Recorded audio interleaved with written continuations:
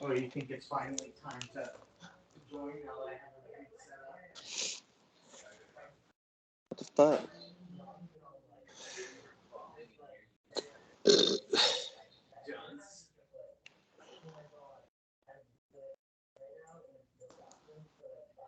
What the hell?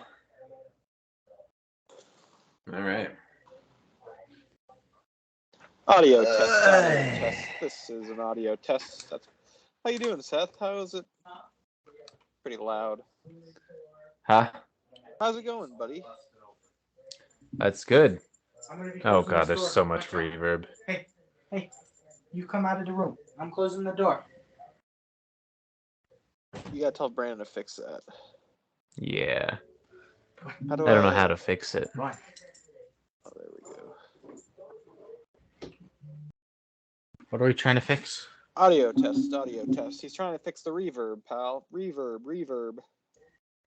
Oh shit. Yeah, this is gonna be like impossible.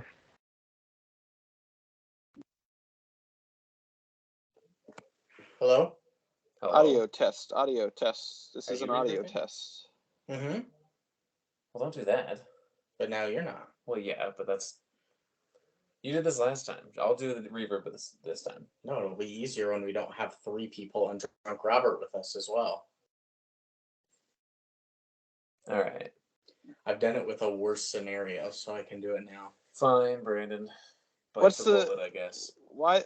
How come you guys can't just mute each other in the app? Is that possible? No, I can't hear you. No, you have to mute just Seth, not yourself. I see what you're saying.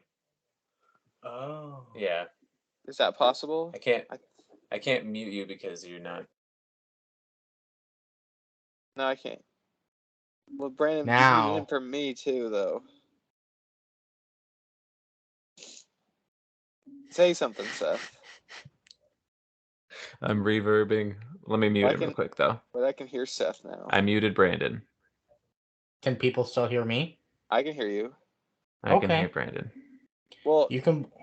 can you hear him, or can you only hear him? It won't let me Hear mute him. him. A personal mute? It's giving me the button for it.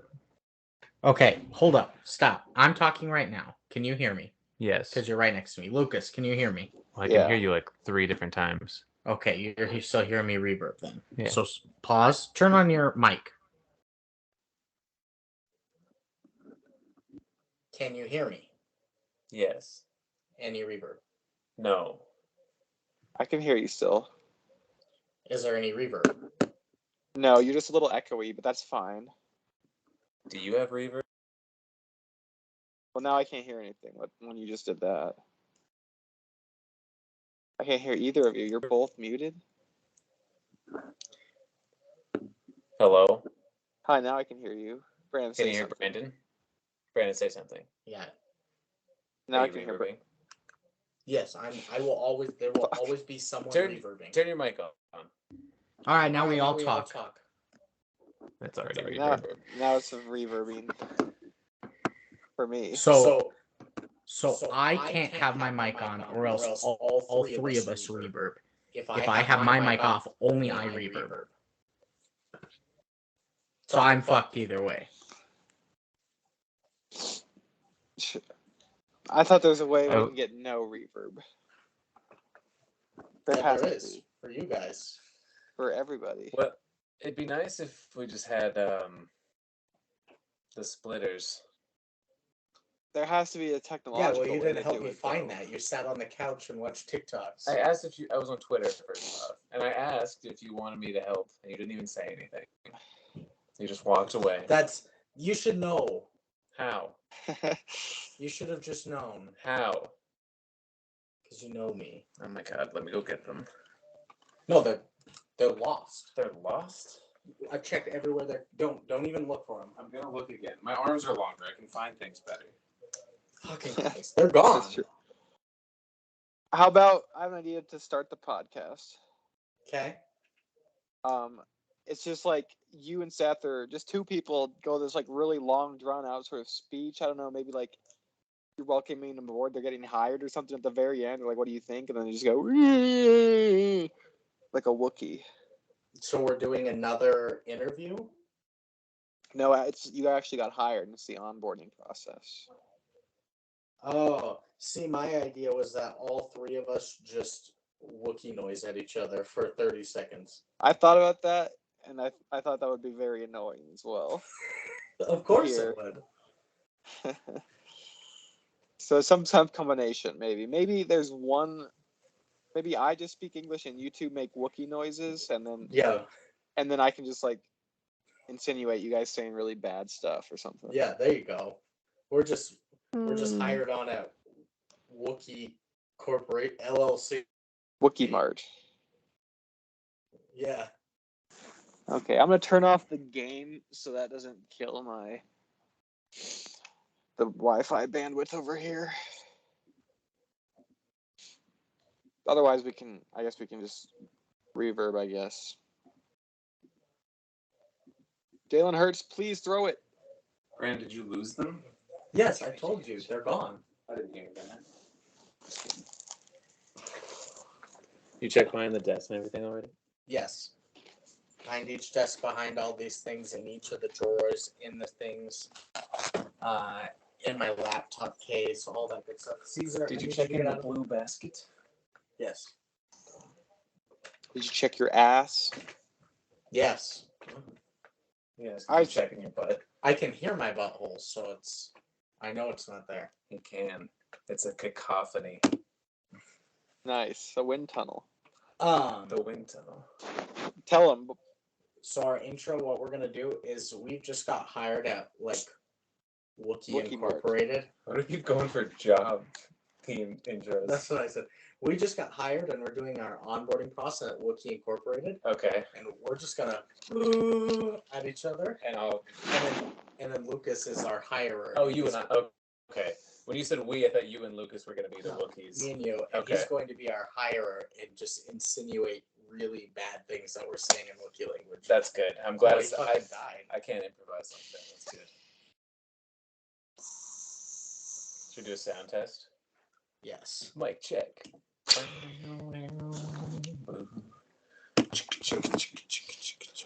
Probably don't set those right in front of the camera. I forgot it was here. It was supposed to be. I'm not hearing reverb. Oh, it's perfect. Well, I also just don't pay And attention. bleh. I'm used to like paying attention to this Do camera. I reverb? I'm hiding. What? I don't hear any reverb. I from you. reverb? No, that's all. I don't know. Do you? It's only Seth and I can only hear it. Oh, there he is. Where has he been? Who's that man? Does your microphone have? It doesn't. Or your headphones. I was gonna say they don't have a microphone on it. No. Okay. Which is why when I try to mute you, it takes you out completely because iPad. It's only hooked to the iPad, so we mute that. Instead, if you had one that had something like this, we could do an alternative source where it's like this, or it would still, it still wouldn't work. That's so much. I left my headphones at work. Ugh. Oops. Okay. Mm-hmm.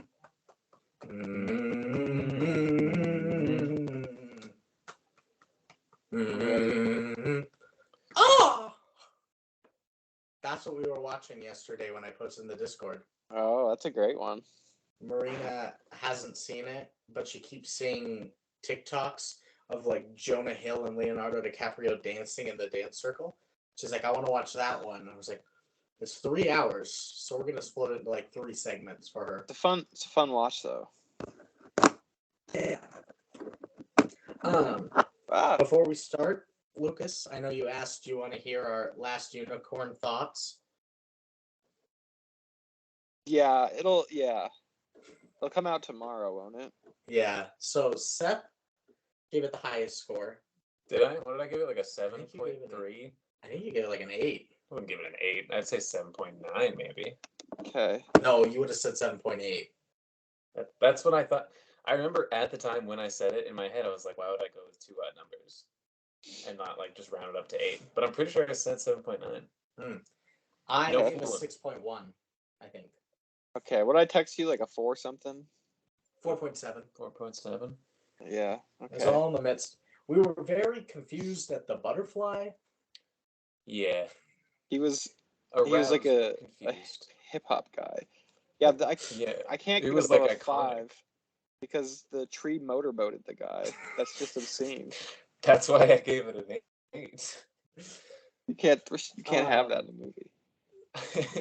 We laughed so much at when they offered him tacos when they were all eating rat soup for days. Yeah, that's stupid. You want a taco? Weren't they just Yeah. eating rat soup for 3 days straight? What is this, Captain? Jeff Unjust. Bridges got a song. It was pretty dumb. Chipper just couldn't sing to save his It's life. so bad. But Neither yeah. can B. Arthur, but yeah, here we go. Oh my Oh, god. fuck. Alright. I have to do my notes on my phone. And I want to get... Wait, who is B. Arthur in this? The fucking bartender. The bartender at the cantina. Oh. That's like one of the more acceptable plot lines. There should be multiple plot lines. That's what I was going to say. Why is it parentheses as parentheses? Alright, you guys ready? Alright, we're ready. No. Oh, We we got a gotta do a mic sound check. check real quick, yeah. Mic check. Mic checkula. Mike. Mike. Mike check. That looks good. Scott Micula. Mine looks good. Black. Bleh. Scott Bakula. Got Bakula. Baby got Blackula. Maybe got Scott Bakula. Scott Milk. Wait, what are you laughing at now? I'm laughing at what he said. It was just funnier than what I was thinking in my head. I was thinking about got milk. He said baby got Scott Bakula, which is way funnier. Okay. Are we ready? Yeah. Baby got Scott Bakula. Alright. Okay. Look what I'm planning. BT Mighty Man. I'm just stretching. I'm not doing noises. I know, I'm popping on my joints now. Podcast stretching. I'm popping off my joints. His joints are popping off. They're peaking. I've never seen them perform with this high a function. Pop off joints. Okay. That looks good. It's good. Okay. You ready, Lucas? Yep. All right. 1, 2, 3. Play.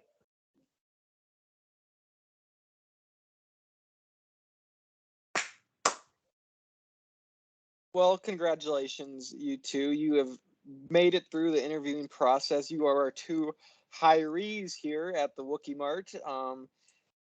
Congratulations. I know it's some rigorous training. I know you guys have it in you, though. So welcome aboard. I mean, this should have been clarified in our interview process, but you both are citizens, correct? Do you have identification to that stating that? Well, we do need identification here for your first days. Okay, yeah. So actually, I mean, I'm sure you guys know this, but you actually, since you aren't actually citizens here of this nation, you will be paid at a much lower rate until your citizenship file goes through, and you're actually not allowed to leave the premises as well. Yeah. But all right, we'll take you, sir. You're obviously going to go to the pharmacy department. Yes, where you'll be tested daily. No, not you, sir. The other sir. Huh? The taller sir. You were heading to the pharmacy department. The shorter sir, you will immediately be killed. I'm sorry.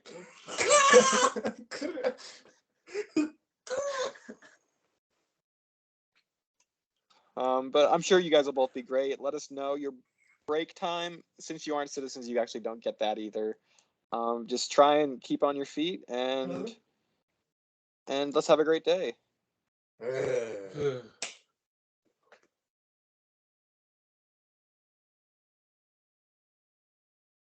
I'm gonna do so great at being murdered at this company. I didn't know I couldn't make that noise until I just started yelling. Gurgly. Yeah, I had a tough time. That was awesome. You will be immediately killed. That's so funny. Not even due process. Man, tough luck, buddy. For a Wookiee. We have hired you to kill you. Yeah, what the hell? Why'd you pay a subject you're immediately incinerating? I don't know. How much is he getting paid to die? It's Wookiee Mart, baby. Why did I apply for this? Why did you apply for this job?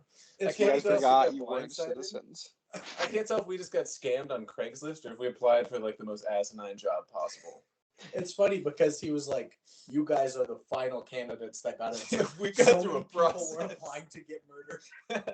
So many people getting blindsided. Congrats.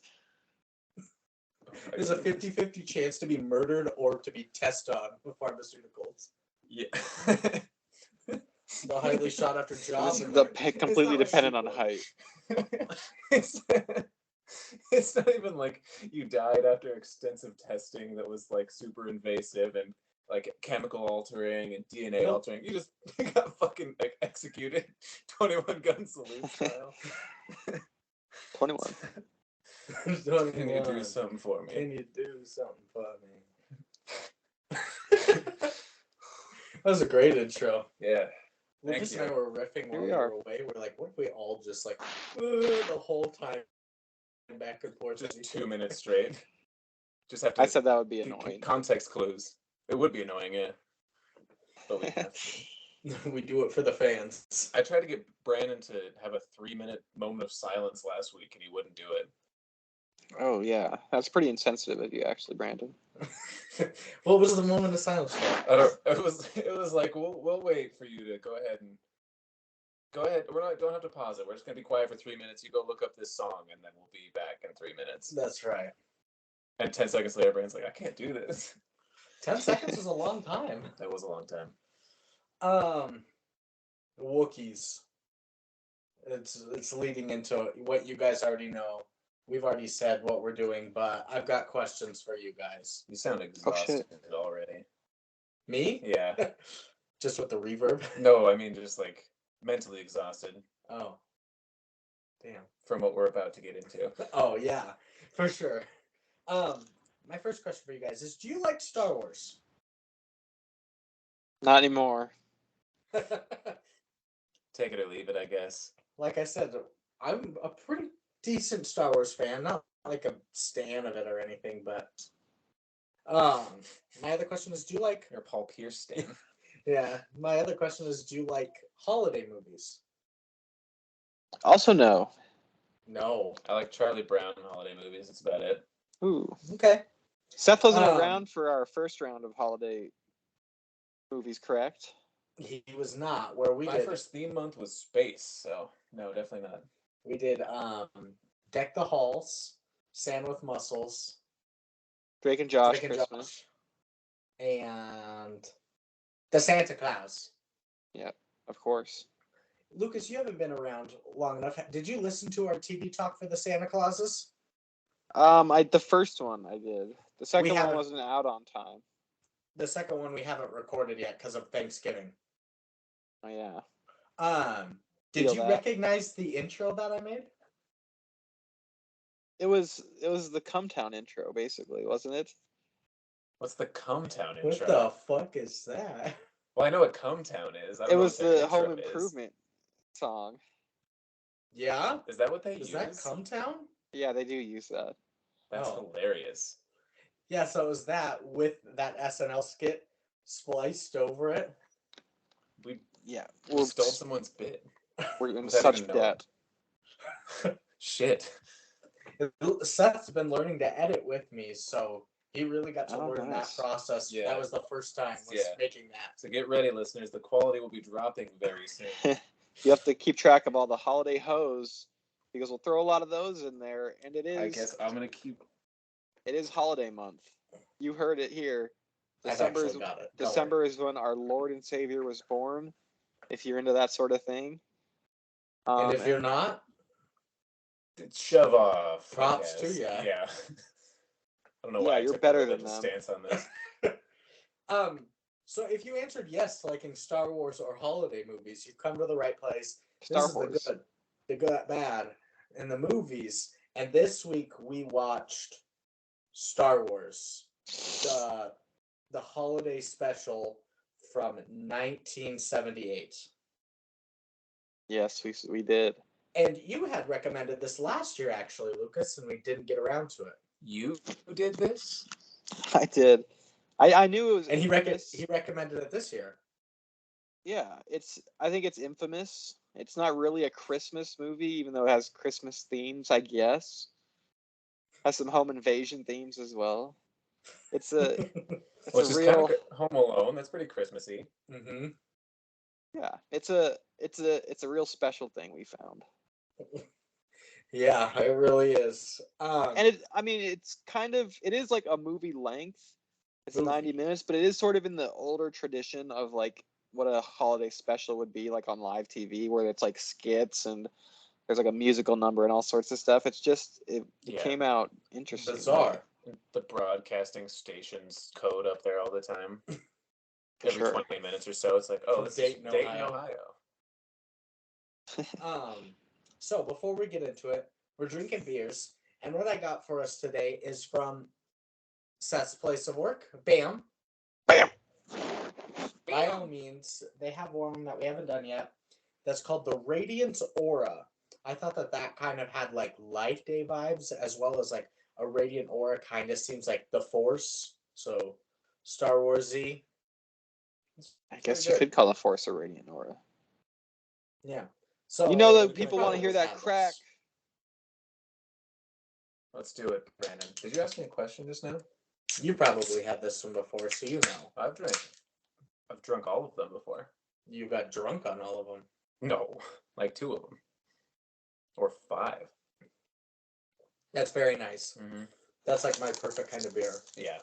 It's a wheat beer. So it's just like a way better version of Blue Moon. Yeah, it says on here, orange peel and orange zest, Kvik yeast, wheat malt, and Indian coriander. Radiant Aura features invigorating notes of citrus.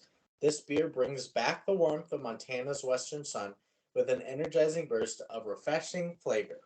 Refreshing. Close enough. I think it's only like 5.4%, so we should be okay. There we go.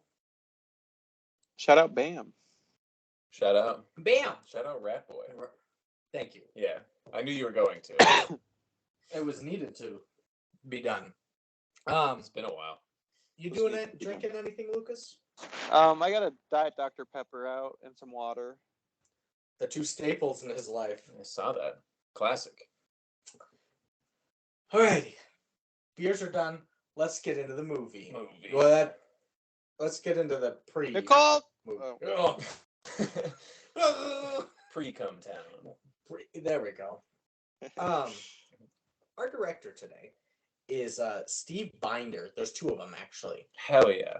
Him and David Akamba. Steve Binder has done 2 episodes of Gilligan's Island. One called Give 'em Hell, Harry. What was that one? Give 'em Hell, Harry. Okay. Sorry, I mixed Hell and Harry together. I thought there was a secret word in the middle. I was like, this is a brand new one I didn't know. Give 'em Hell, Harry. It's cool. Speaking in code. Speaking in Wookiee. He did one called Blondes versus Brunettes. Nice. Ongoing debate to this day. Very quietly, Lucas over there's just yes. Nice. The Diana Ross live from Central Park, the Patti LaBelle show. This one was weird. Father Guido Sarducci goes to college. Oh, did he ever? Cult hit. Did he ever? I don't know. Thank you. Did he graduate? I don't know. Probably not.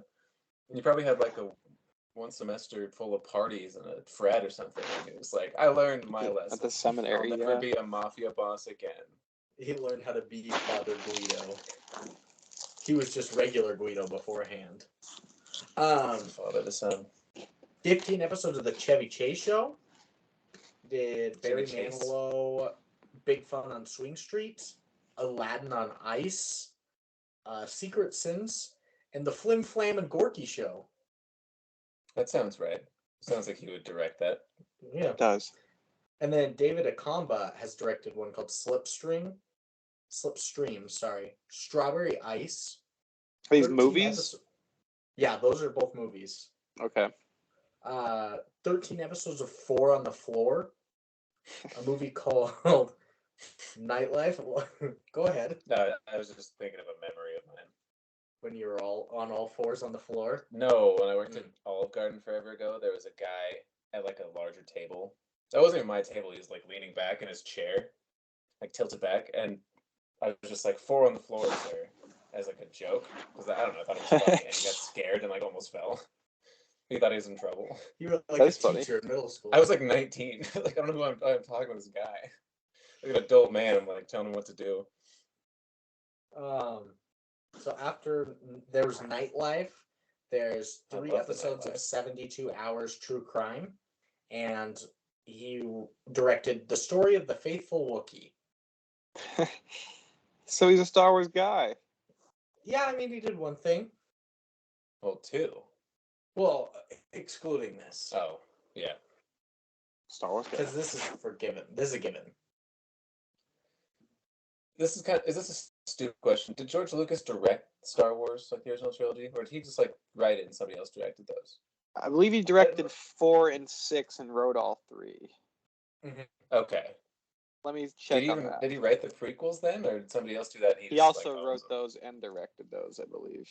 Didn't he? Okay. I Star believe Wars so as Episode well. 6, directed by not George Lucas. So he only did 4, and then I think he directed 1, 2, and 3. That makes sense. Of course it does. Like, that's kind of an Yeah. idiot. But like he famously, his wife had to rewrite a ton of dialogue for him, right? Oh, he's a terrible writer. Yeah. He's an ideas guy. He's like, what if we had laser swords? And then they did. Yeah. And then 3 writers today. Rod Warren is the first one. He did The Lily Tomlin Show, The Jim Stafford Show, Cher, The Special, Wow. 25 episodes of Donnie and Mary, the Donna Summer Special, Life, but Leif. Leaf? I don't know, it should be Life if Leif? it's like any like European root, then it would be spelled that way, or it would be Maybe. pronounced that way. Leaf. Or like Leif Erikson. Leif Erikson. That's Lie. Is it? Yeah. No. No, that's Leif. Oh. Leif. Leif? Leif. Yeah, that's Leif. Is it? Leif. Happy Leif Erikson's Day. Hinga Dinga Durgan. What the fuck? He's a special guy. Other things that they've done is Grandpa, Will You Run With Me? Oh. And the Flim Flam and Gorky Show. Oh. Ooh. They had to double direct that one too, huh? No, there's a writer and a director. Gotcha. Next writer is Bruce Valanche, the weirdest heard that looking man name. you'll ever see. Yeah, that sounds familiar. He's the weirdest looking man. Can you show me? He's Look done him up, a people. lot. What were you gonna say, Lucas? I was saying look him up, people. Yeah. He's done a lot of like writing for the Academy Awards, Grammys, Emmys, and stuff, but I didn't put any of that in here. He's done Chardo, 23 episodes of Donnie and Oh my Mary. god. Weirdo. Weird looking dude. His haircut is horrible. That's each their own. Sorry, go ahead. I'm just looking at what he's done. I want to see the good ones. Oh, you mean the ones that I wrote down? You said you didn't write them down. What do you mean? I thought you said you didn't write down the award-winning ones. No, he wrote 4 award shows. Oh. Like, he wrote the scripts for the Oscars and Grammys and Emmys and all that shit. I misunderstood. Sorry. So after Donnie and Mary, he did a movie called Divine Madness, 5 episodes of Dolly, Diva Las Vegas, The Disco Ball, and Naked Boys Singing. Sounds like a busy guy. He's getting it. All those naked boys. And my last writer is Pat Proft. He did 11 episodes of the Mary Tyler Moore Hour. He wrote that satire Police Academy 1 through 6. Gross. He did Bachelor Party 1 and 2, Real Genius. He did The Naked Gun 1, 2.5, 2.5, and the 33 and a third. Okay, those are credible. I don't know why they were numbered like that, but yeah, very credible. And one called Hot Shots. He wrote Scary Movie 3 through 5. Ooh, this man. And he wrote The Flim Flam and Gorky Show. Nice. I kept reading that every time. I was like, what the fuck is this? TV, maybe that's a TV talk series. However, I know. Oh no! I noticed there is no George Lucas in the creative realm there, but I do know that I think like at this time he was still like everything has to go through me. So even though he didn't technically write this or direct this, I believe he did sign off on a lot of it. Which is, I think that'll be important to remember throughout the episode. Correct. 100%. And then a cast. You got Mickey Morton, Patty Maloney, Paul Gale. And then you got some big names: Mark Hamill, Harrison Ford, Carrie Fisher, Anthony Daniels, Peter Mayhew, James Earl Jones, the gang, B. Arthur, and She's Art new. Carney. So, a couple new B. Arthur, Art Carney making their way into the Star Wars universe before it was cool that celebrities made a cameo. What you really need in the Star Wars era, or like in the lore of it, is a golden girl. Yeah, a golden girl. Because now, I mean, you'll have like a Javier Bardem will show up. You know what I mean?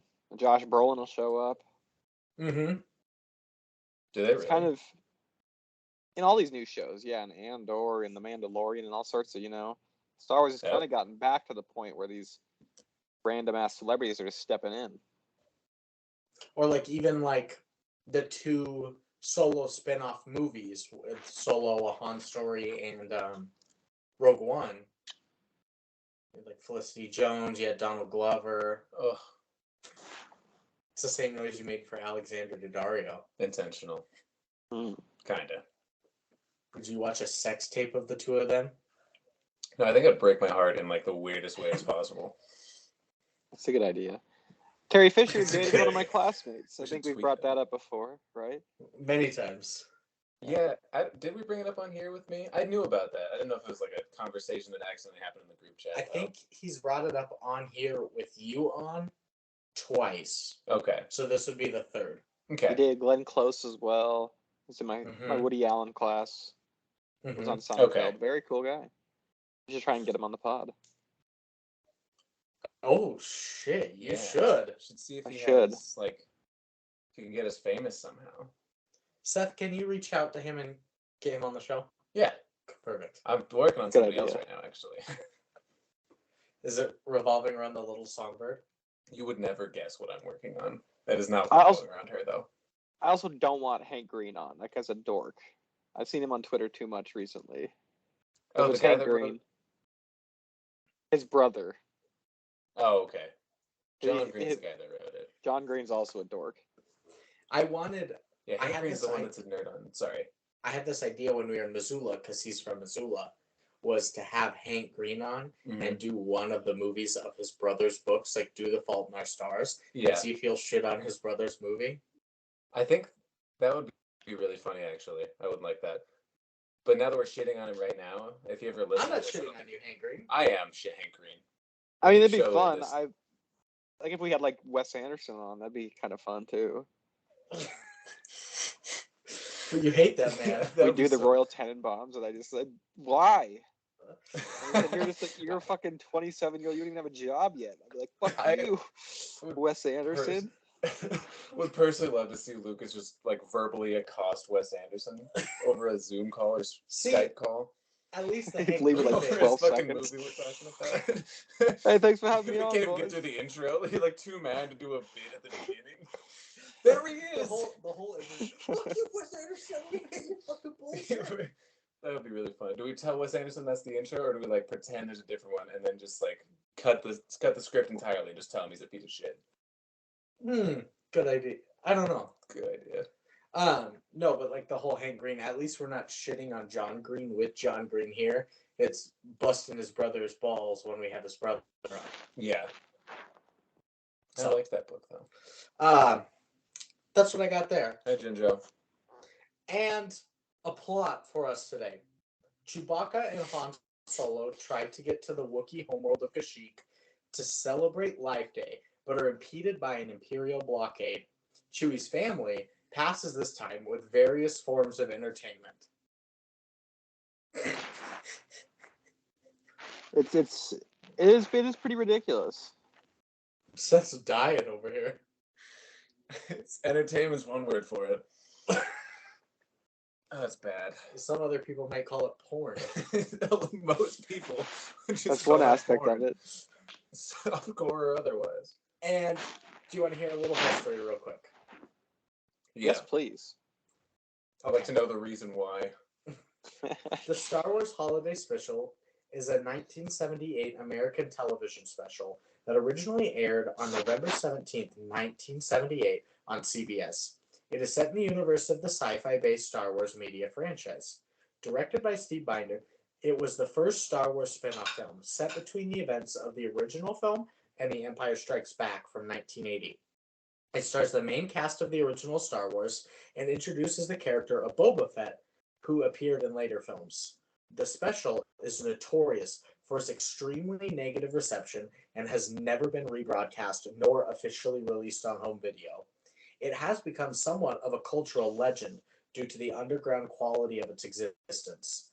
It has been viewed and distributed in off-air recordings made from its original telecast by fans as bootleg copies. And it has also been uploaded to content sharing websites to view and share. We saw something we weren't supposed to. They tried to scrub it.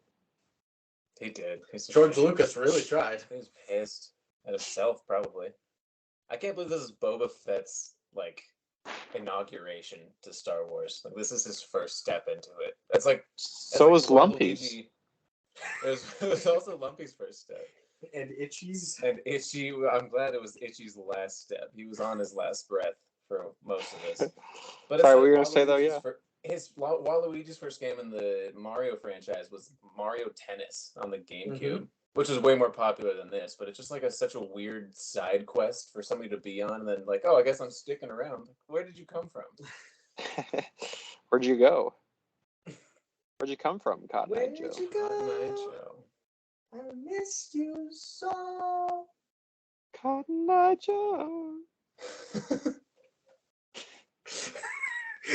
Since you've been gone. Wait, it's too late. Who is that? That's not Dido, is it? Or Dido? Fort Minor. Dido. Well, they sampled the pop star who did that, though. Oh, I think that's Mike Shinoda singing. It's not Mike Shinoda. It's Sinead O'Connor. It's not Sinead O'Connor. It's not Sinead O'Connor. I would love it. That's Mike Shinoda's just his falsetto. Where'd you go? Good Fort Minor plug. I love that guy. Shout out. Shout out Rat Boy. Shout out Rat Boy. That's history. Budget.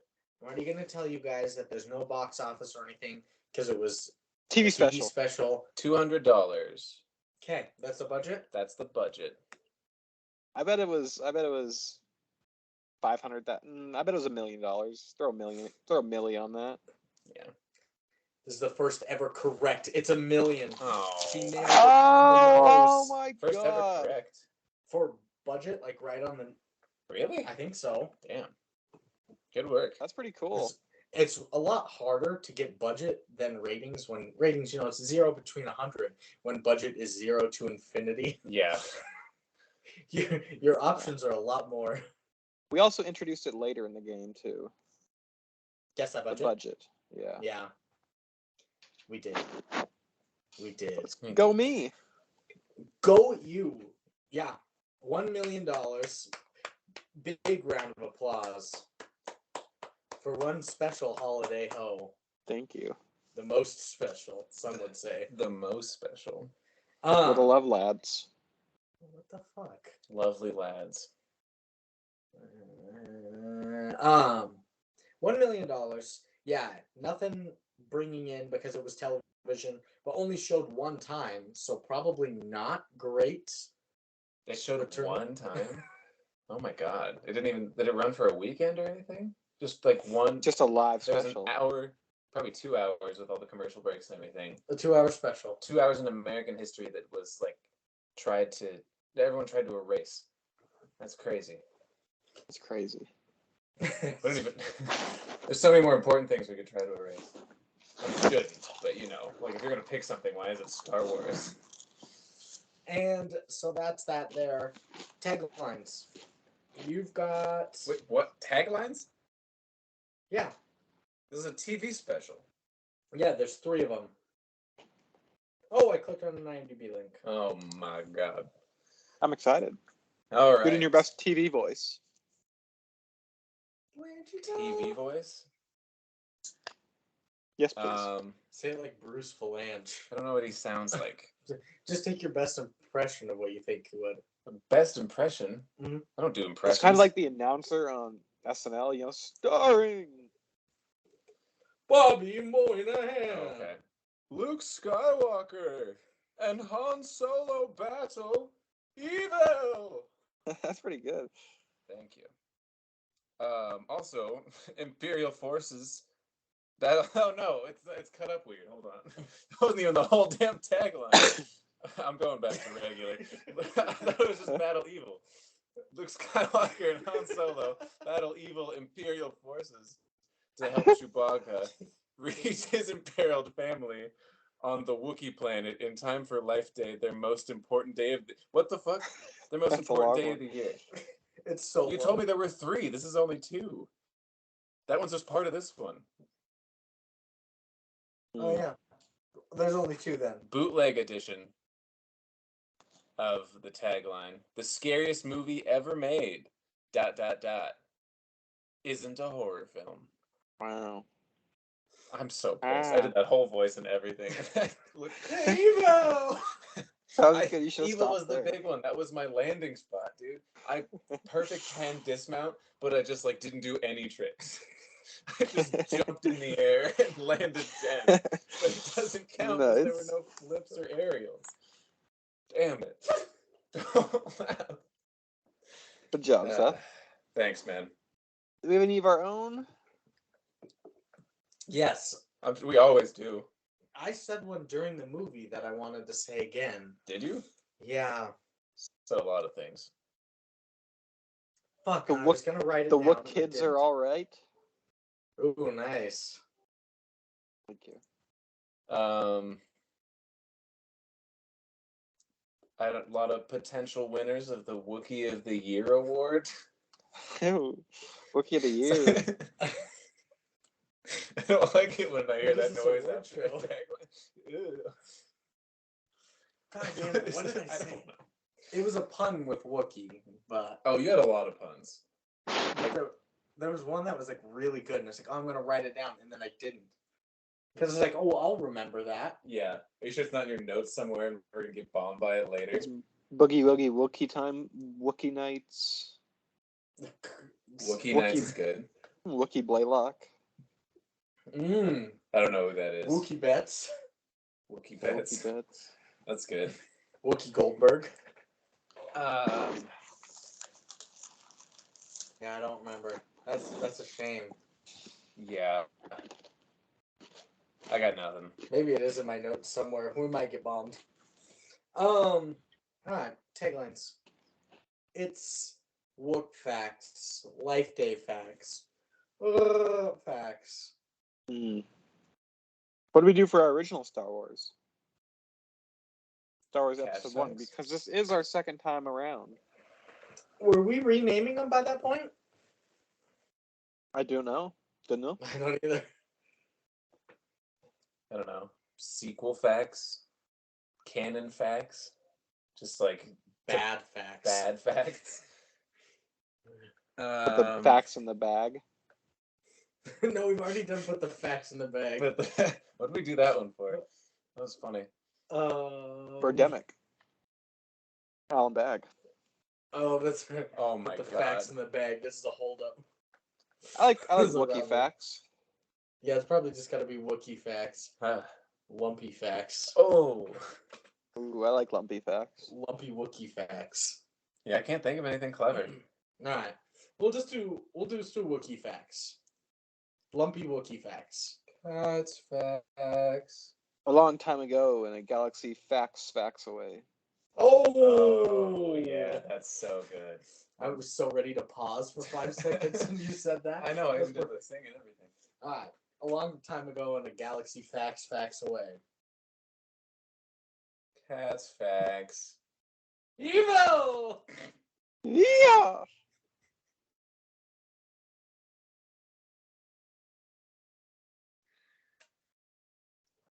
I am Bring sweating. us home, Brandon. Alright, let's bring these Wookiee facts home today. First and foremost, George Lucas famously tried and failed to buy up all master copies to make sure it was never broadcast again. You the prospector again? Of course. What do you mean, of course? Thank you, Prospector. What do you mean, prospector? Star Wars is a space western, so of course I gotta be the prospector. That's fair. No lie detected. Yeah, but that does make sense with what you were saying earlier. They wanted to erase it all.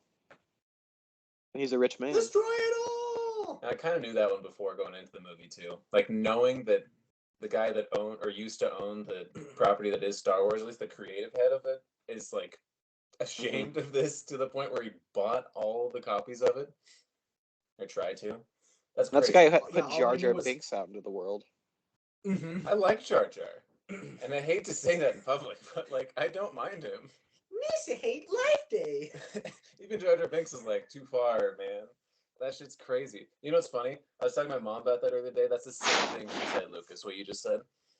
I was like, What's George that? Lucas is ashamed of this. This is his biggest mistake. And she's like, even Jar Jar Binks wasn't?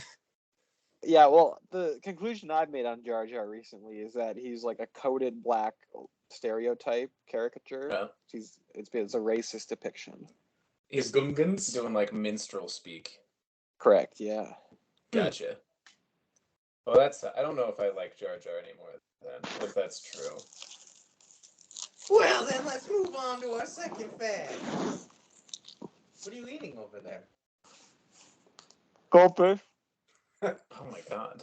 Um, Sorry, I won't get into this. according to Carrie Fisher, George Lucas gave her a copy of the special as a gift for recording the DVD commentary for Star Wars Episode 4: A New Hope. She claimed that she played it at parties when she wanted her guests to leave. That's pretty funny. Wow. What a queen. She knew the power of this film. Next. She's the one that leaked it. This one will make sense to you. Mark Hamill's face was heavily made up as he was recovering from reconstructive surgery after a near-fatal car accident. Was Who? it like CGI then? No, there's just so much makeup on it that they had to Oh. cover everything up. Okay. Whose face? Mark Hamill. Oh, he looked It a was little hard to goofy, yeah. understand it. Yeah, he looked. His eyes. He looked insane. Yeah. He Interesting. didn't need to be in the movie. Why'd they do that to him? All he was fixing a part. Yeah. What the fuck was that? We'll get into it. I'm mad already. This is a great one. My next one. Bruce Valanche has admitted that he was using cocaine heavily while helping to write the special. Sure. Fantastic. I mean, Carrie Fisher was a noted. She loved the powder. She loved to ski. I think Harrison Ford has been known to ski in his time. It's probably rare to find anybody of like substantial wealth and power from 75 to 90 that like didn't do a decent amount. There was I think you're right on that. Most sports guys, I guess athletes would have been a good word for that.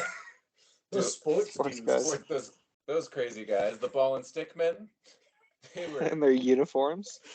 in their uniforms, scoring the points and whatnot, their baskets and their holes. With their My costumes, favorite yes. of the few. Starting in left field for stickball. Did you? It's Bruce Valanche, yeah. Real quick, did you guys hear about that guy that pitched a no-hitter on acid? You guys read about that? Oh yeah, Doc something. Doc Ellis. Something like that. Just an inspirational story. Have you heard? It's like LeBron lying about like I just aimed for the middle rim. He like literally aimed for the middle plate. He was high on acid. LeBron like had a boo boo. I think Throwing heaters. Heaters. What was our Rube? Was that our writer's block? What was our baseball one? Oh yeah, Rube Waddell. Rube Waddell. You heard of Rube Waddell? No. Oh. If you listen to the podcast. Likely mentally challenged, he was. He did cartwheels out to the mound, and if a fire truck drove by mid-game while he was pitching, he'd leave and chase it. Yeah. Is he like a dog? Was this Shaggy Dog, but he's a pitcher for a baseball team? Kind He's of. a great pitcher. He was a great pitcher. He would go missing because he would go on fishing trips in the middle of the year. Shiny things distracted him. He's an interesting guy. There was once he chased a fire truck down to like this building that was on fire, ran inside, pulled everybody out, and then pulled the oil stove that was on fire and carried it out of the building. I think he died from that. Pitched a no-hitter. Oh, he died. He did not pitch a no-hitter directly after. He died in some accident like that. Yeah. No, he died trying to save someone drowning. Crazy. I don't know. He's a hero. Any other facts? He was great with fire, terrible with water. Aren't we all? Sure. Next, the Life Day song Carrie Fisher sings at the end is based on the theme from Star Wars Episode 4: A New Hope. Fisher demanded that she be allowed to sing in this special, but didn't like the song. Seth is astounded. Why did... Go ahead, Lucas. I just think it's pretty funny and pretty diva-esque that she demanded a special. It's something like Jenna would do on 30 Rock, is I demand to sing, and then after she sings it, she's like, that was a terrible song. Why'd you make me sing that? Yeah. The boy in the costume, in the hair costume, got a song. A lot of songs. What year did 30 Rock start? We were talking about it earlier today. It was around the same time as The Office, probably 2006 or 7. Okay. Yeah, I said 08. About. I think Bush was president at the start of it. There's some Bush jokes. There are. Okay, next one. The cantina sequence took an entire day to shoot. The actors in the alien costumes damn. began to pass out due to lack of oxygen, and oxygen tanks were provided for them to use only in between takes. The big suffocating in there. Keep playing. Play that song again. Watching the worst movie on earth, people laughing in the background. Don't laugh, people almost died. This is serious. The pivotal scene. People should not be risking their lives for this. That's right. Oh my god. Okay, next one.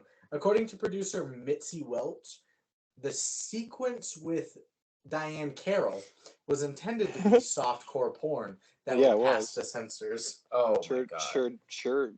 It sure was. I mean, censors could have grabbed onto that pretty easily, I would think. They're just trying to get away with something, right? Immediately, we're like, is this porn? It's... Well, immediately, we're like, ooh, a kaleidoscope. And then it was porn. It's like one thing to have the softcore porn, but why is the grandpa the one watching it? We'll get there. Like the kid I have a lot of thoughts. I know, you're right. I'm sorry. I have a lot of thoughts. It reminded me of Liar Liar Vampire with all the kaleidoscope stuff at first, but then it turned into porn. Yeah, it's crazy. 3 more. At the premiere for Star Wars Episode 7: The Force Awakens in 2015, Harrison Ford was asked how he'd feel about reprising his role as Han Solo for another potential Star Wars holiday special, to which he replied, "I'd kill myself." Poor guy. Simple as that. Star of upcoming Yellowstone movie. Mm-hmm. Show series. An 83-year-old Harrison Ford is the rancher. Yeah, and Helen Mirren's the bad guy or something. Weird casting. Penultimate one. George Lucas came up with the idea of focusing on Chewbacca's family. Writer Bruce Valanche objected because the dialogue would be all in Wookiee language. He feared that the special would turn into one long episode of Lassie, but Lucas refused to change it. And according to Valanche, Lucas originally intended for the story of Chewbacca's family to appear somewhere in the Star Wars saga. Instead of like a Southwestern style home. That's what you said. This is like in a normal home. Yeah, why are they like human beings? Why is she wearing an apron? I know. Yeah, that's one of my notes. Chewbacca's only ever worn his fucking ammunitions belt. He's never had an article of clothing. He's a fucking animal. Bipedal. He's a dog person. Doesn't need an apron. It's dirty all the time. It's all hair. When's the last time you washed your fur, Mala? That's what the apron's for. To keep it clean. And they can't be even nominated for anything. Yeah. Except for like the worst things, right? This is I guess back then they probably didn't have those. This is in our bottom 100. Yeah, that makes sense. For IMDb. So, recapping ones that have been on here again. This one comes in at number 18. Ooh. Then we had Birdemic 2 at 8, Birdemic at 11, Hottie and the Naughty at 14, Cats at 42, Dragon Wars at 75, and The Wicker Man at 95. And of those, only, in my opinion, Dragon Wars belongs on there, of the ones that I've seen. Oh, yeah. In your opinion. No, Cats. I haven't seen Cats, but yeah. I'm sure Cats is bad. I forget he loves Birdemic so much. Correct. And so that's going to end our A Long Time Ago in a Galaxy facts away. So let's get into the movie.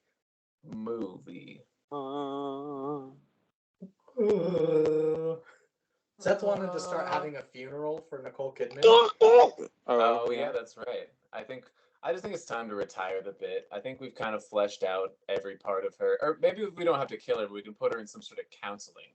Now that I'm thinking like a cage. or like a suburban. I'm glad the bit's not over. It's funny again.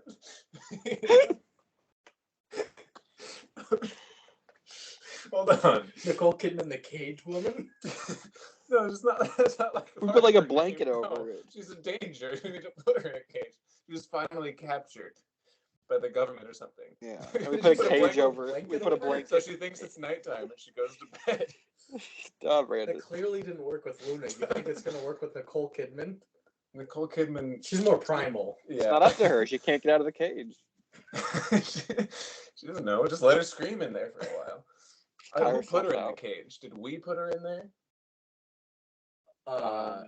Lumpy did. No, because I'd be giving credit to Keith Urban. I don't really want to do that. I guess Lumpy could put her in there. That makes sense. Yeah, Lumpy put her in a cage. Canonically, Lumpy is like super powerful. Sure. Lumpy put Nicole Kidman in a cage, put a blanket over her, locked the door, and we're moving on with our lives. Yeah. Let's get into the movie. Since she's been gone. Now Kelly Clarkson's going to take over. She kind of has been creeping in a lot. She probably have like telekinesis. You know, different kinds, not just the raw physical abilities of Nicole Kidman. I like that. Like she's more of a mage. Yeah. She's more of a raw ESP abilities. She has what? ESP abilities, yeah. Yeah, so much potential with her. She can't quite control her magic. A higher floor, but not as high of a ceiling, you know. She's a floor raiser. Chris Paul style. That's totally cool. Okay, let's get into the movie. Nicole Kidman's Giannis. Goodness. You good? You start with Han and Chewie fleeing from Imperial destroyers, and Chewie growls that his family is waiting on an important day. It looks like shit already, too. For part of it. I don't know why Seth's crying over here. Yeah, I would like to know as well. So I was still thinking about Nicole Kidman. In the cage? Yeah, because like she has water. Oh my god! I'm like, she was the Giannis crying. There's like a hamster water thing. She just puts her mouth up. She's yeah, the hamster thing. I don't know. Oh, hold on. What do we feed her? I gotta take like a walk. Like, I don't know, but we have like pellets in there. We have pellets. Okay, perfect. So Seth's gone.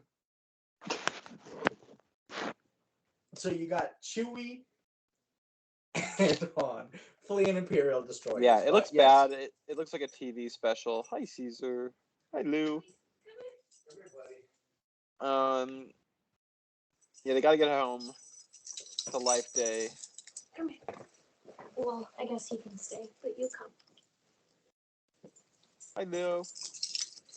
All right, we got Louie here with us. Yeah, he's got to get home. It's an important day. It's life day. There's no Christmas because it's not like a Christmas thing ever. It's kind of Thanksgiving-y too. A little bit, yeah. Kwanzaa, Hanukkah. It's life day. We're just hanging out. so handsome. Ooh, boy. Caesar's too hot in here with your fur, buddy. I'm sorry. Push the door. There you go. Hi, Lou. And so they need to get away, but they hop to light speed and you enter the title screen. But instead of like the scrolling notorious Star Wars credits, it's weird narrating with each actor and the character's face instead. Yeah, that's like the TV announcement, right? Yeah. It's not a movie. It's starring Mark Hamill As Luke Skywalker. Yeah, just she didn't look right at the camera. But I guess right. they had to. That's the thing they did. That's the thing they do. And Special. they're that jumped. You're giving us everyone in this, as well as you're finding out that there's going to be an animated series in here and rock groups performing, and you're like, what the fuck is going to happen in this? They just spoiled the whole thing. Buckle in. Get It's ready for special. a rock concert. There's my notes. And so it's also brought to us by General Motors. Thank goodness. Of course, what we needed. It's just what I needed. You get to meet Itchy and Lumpy playing with toy X-Wings, just making noise while Mala cooks. And there are no subtitles for what they're supposed to be saying. You just They're having conversations a lot. Yeah. They're very verbal people. There were so many conversations to not have any dialogue subtitles. Yeah, we couldn't really parse what's going on outside of Mala's cooking and the other two are playing. Grandpa's playing. And Lil Lumpy walks up, just steals a plantain right off the table. Or what we thought might be a plantain. I couldn't tell what else it was. It looked like a plantain. Or like a very long peanut. Star Wars fruit. That's what it was. Star Wars fruit. Star Wars fruit. Like an orange.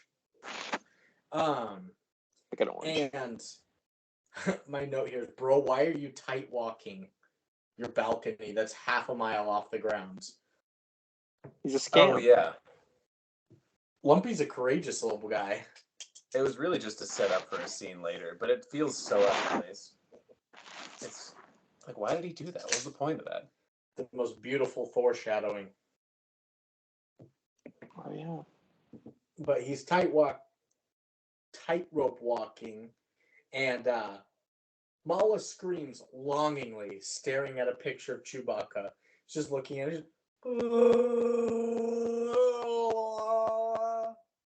Are you sure it was longing? It was pretty longingly. Assumedly? Presumably? Ostensibly longingly. I'm not supposed to be presuming things. Oh yeah, your horoscope. Yeah. My Oh, sister shit. made me download this horoscope app, and it gives me like a list of do's and don'ts for the day. But my do the other day was like butterscotch, like a flavor. And my don't was like getting out of your comfort zone. Like, don't push yourself. Don't try new things. Interesting. So I just been goofing. Oh, the other one was don't be presumptuous.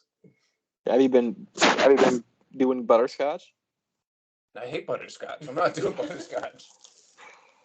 I don't know why that was my dues. It's fucking crazy. Seth's horoscope was to do butterscotch. It's wild, and it's always like emotionally changing. What? Butterscotch? Mm-hmm. Could be. They know. Well, Better than I do. Lumpy and Itchy are excited because they have like this little disc and they put it in the table and holographs just start to dance on the table and do circus acts. Yeah, pretty dumb. I thought it was like an Oompa Loompa dance number was my note. Seth and I immediately started to drop off our interest with this scene. Like it's early on, we're like, what the fuck? It goes on for like 2.5 minutes. So a lot of the bits do. Yeah. This one was, I think it was just the first taste of it, so it was just so boring. And it was like hologram, but the kid's like interacting with it. He's like there's like jugglers throwing pins to each other, and he's like putting his hands like, oh, almost got me. No, there's no danger. It's a hologram. Like, what was that for? Was that like, what? It was like a TV special within a TV special. Who are these people? What is Cirque du Soleil doing in a Wookiee household? Brandon's like, where did this disc come from? I was like, that's just furniture. You just put this on. This is their TV. This is entertainment for sure.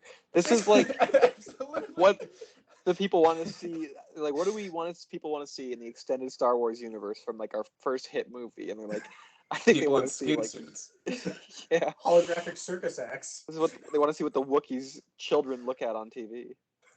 It's the people's entertainment. I can't do Woody Harrelson as Jonah Hill, but Jonah Hill as Woody Harrelson. Sorry, I misspoke. But yeah, that was. It's over now. It can't hurt us, but it did once hurt us, and I do feel scorned a little bit by the viewing of that. That was bad. As a lover would. The fans of Star Wars waited longingly for Soleil. Like a year. Horrible. Yeah, they did. It was like a year, but it was like this is the first taste of just the madness that is going to come. It's just like, okay, cool, whatever. And after the circus acts, Mala goes to the computer and like just types in some codes and has reached traffic control, but it finds no starships in the area, and she's pissed about it because she knows that means Chewie and Han aren't on the system or like on the radar, so they might not make it for Life Day. Oh no, that'd be the disaster to end all of Star Wars. And they slide open this cabinet to a live feed TV and all spit gibberish at once to Luke and R2 as he fixes this pipe, this engine.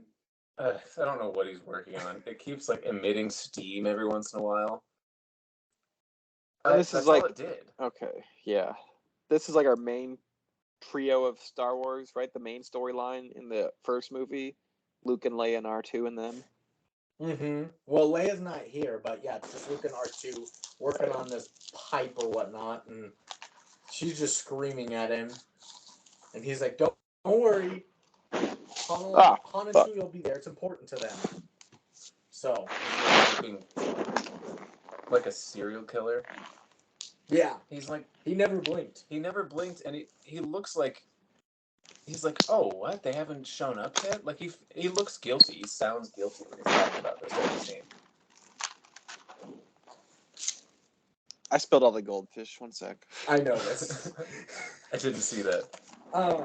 So then she goes to her computer and is now able to watch the Wookiee trading post area and watch like an Imperial trooper look through the goods that are in this shop. Yeah, she's got like the CCTV footage of their local Walmart or whatever this guy owns. Like a mom pod. All of Kashyyyk is just on like live feed. It's like surveillance. Yeah, and you can just watch anybody at any time. You're covered. Everything's in a cabinet. Their radios, their television, their FaceTime. They're Nicole Kidman's. Nicole Kidman's in the cupboard. The blanket. You've got it's like a zoo camera thing where it's just Nicole Kidman in the cage. Like, see what she's up to in her cage today. Oh, like those YouTube live feeds, like eagle eggs or whatever. Yeah. Are they gonna hatch? I don't know. Watch for 17 hours straight. Nicole might do some. We're gonna poke her with a stick at 3 p.m. Eastern time. Be here. Ooh. What is Kashyyyk time to Eastern time? I don't know, man. I think Kashyyyk's near Baltimore. Oh, okay. Oh. So it's still on Eastern time. Perfect. Hey, luscious greenery. And tall trees, impossibly large. Yeah, there was a chaotic minute over here too, by the way. Oh, that's all right. We didn't even notice. Okay, good. Sorry. Well, after she's watching this trade post, she's able to talk with a guy. This is Sonden about. I never learned anybody's name, to be honest, when except Chewie Itchy. should be there. He's like, I don't know. I can't steal a quote. I thought this was a pharmacy, and this was you, Brandon. The fuck? That's how I picture your job. Why? This guy in the back of a lab handing out mysterious medical stuff. Trying to give people tiny aquariums. Have you ever been to a pharmacy? You can put in your pocket. That's how I see it, yeah. That's the appeal of fish, is whether I can take them with me or not. That's the appeal of pharmacy. Why? If I could take a fish with me. That's why I don't own a fish. I've gotten a wiffle ball bat at a pharmacy. You get a bunch of weird shit at pharmacies. In the pharmacy, though. There are pharmacies. Maybe not like a Walmart pharmacy, but if you were in a pharmacy that's just like, that's what the store is for, and it also has gifts, then you did get a wiffle ball bat at a pharmacy. I didn't get a prescription for it. Oh, no. Never mind. He's got a whole new thing. Damn. What do you use it for? Beating deadbeats. Anxiety. Nice. So she's talking to him about when Chewie should be there, and I put, why is this guy selling cleaning equipment and pocket aquariums to the Imperial Trooper? Is this important to the story? Most of my notes are questions. A little bit. I have a lot of questions. Feel like it. It still doesn't feel like it. It still feels like you could cut that scene out and be fine. My note was, I hate this guy. Sondan? The pharmacist? Yeah, the pharmacist. And Darth Vader starts telling a trooper to search every household in the universe for him and Chewie. He's tall orders. He's so mad. I think he get kind of swept up as an audience member watching all these grand scale things like the planet destroyers and just going at hyperspeed. You forget how large a single planet is and how many people are on there. Because he's like, check every household in the galaxy. Like, that's quadrillions of households, depending on how many could be huts. They did as well, just blow up his Death Star, though, if we're going off the timeline of the first movie. So he's less powerful than usual. Well, but he's more pissed. He's mad. He's more. That doesn't make him faster. They crashed his car. He's crashed his car into what? Space. The space. Space. Chill out. Episode of Futurama recently. They always put little jokes in there, like constantly. But they're like, what are the directions? How do we get there? And scientist is like, oh, we gotta head north at this asteroid belt here. Like, there's no north in space. I laughed so hard, but it's one of those, like, if you're not paying close attention, it goes over your head. So I'm like cracking up in the corner. Everyone else is like, shut the fuck up. Why are you in the corner? I was on the Papa Song. I love the Papa Song. And the corner. The corner. So after all this, Mala plugs in a disc because she's got to get cooking for Life Day and watches this cooking demonstration for Bantha loin. This is racist. This is racist. This whole movie was racist. But this is the most racist. It's like a Black Martha Stewart type figure, but it's a man in blackface doing a woman's You cooking even asked, show. is this blackface? Yeah, I couldn't tell if it was blackface. just. I couldn't see if it was just poor lighting or if that was just blackface. But yeah, it's a cross-dressing blackface four-armed person. So they did the gimmick cooking dick, where you got cooking dick. but if you can't afford the dick, you go for the ass. Is that what you said? Yeah, you go for the bantha rope.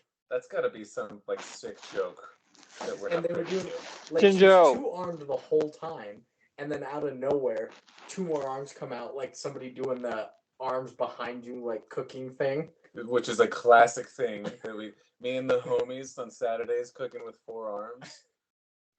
It is very important in the Star Wars universe. To have cooking with four arms, yeah. Cooking with four arms. So after all that, this cooking video is chaotic too. And Mallah's just trying to keep up. And you find that Han and Chewie are fighting for their lives when Mallah receives a message saying there are rebels on the run and no ships are going to be able to come or go from their planet. So they can't make it to Life Day. So cool is that? Yeah, but they're doomed. Absolutely. MF doomed. MF doomed. That's why I always say mic check in the beginning. I mean, a Check, lot of mic people check. have said that besides Doom, but Did you guys say how funny it was? Sorry, I was wrangling the cat. How funny it was when the blackface lady was giving instructions and Mala was completely messing them up, and she's just like, "Oh, okay, this is fine." She didn't do anything correctly, but she also had to keep up with a four-armed, cross-dressing black-faced woman. It's just so funny that she thought she was doing successful. Are you out to get Mala or something? Why is that like such a pride point? I don't know. Mala sucks. Mala can't cook. She's pretty bad. Terrible housewife. You gonna see how ass this housewife was at cooking? Watch her try and cook bantha loin, and I'll be the judge of that. Oh my god. I'm having like spasms in my brain. You can get prescribed a wiffle ball bat for that. Oh shit. Yeah, that'll help. And so, yeah, no ships are able to come to or from the planet, so they're not going to be able to make it for Life Day. And Sondan shows up to their place and gives everyone gifts for Life Day. Yeah. Lumpy got some Legos? a transmitter and some Legos. Oh. Itchy got a proton pack, which is a machine that looks like a kaleidoscope, and then it's like balls. Yeah. What did Mala? Did she not get her thing yet? She has not gotten her thing yet. Oh yeah. So the proton pack's like an energy thing for this like VR headset. Yes. It looks like a kaleidoscope. Then he starts tripping balls with women in it. And the then chair looks like did we say it looks like a salon chair already? It does. It does. I think they just painted one. It's basically like he like connects with like a cam girl that he can like talk with, and she's like, I know you're so adorable. These are like, I'm just gonna be your biggest fantasy and reach out and grab you, and basically talks him to the point of jerking off. It's fucking insane. It's obscene. Have I told you? Itchy tripping balls as an imaginary lady is arousing him in the living room chair. I can't believe in the living room is my biggest problem. On Life Day, he was so horny. He was like snorting. I hated his mouth, dude. I don't know what was up with that. Like it was like a gross fucking drawbridge door. It was sick. Did I don't know if I've even told you this before, Brandon. Have I told you guys on here about, speaking of call girls, like the time I tried to call Santa and I got called a sex line by accident? And I was like 8 years old. No, we did that live on the podcast. Did you? Yeah, from the Santa Claus. From the Santa Claus episode. Was there a number on there you tried to call, or were you trying to call Santa? 1-800-SPANK-ME.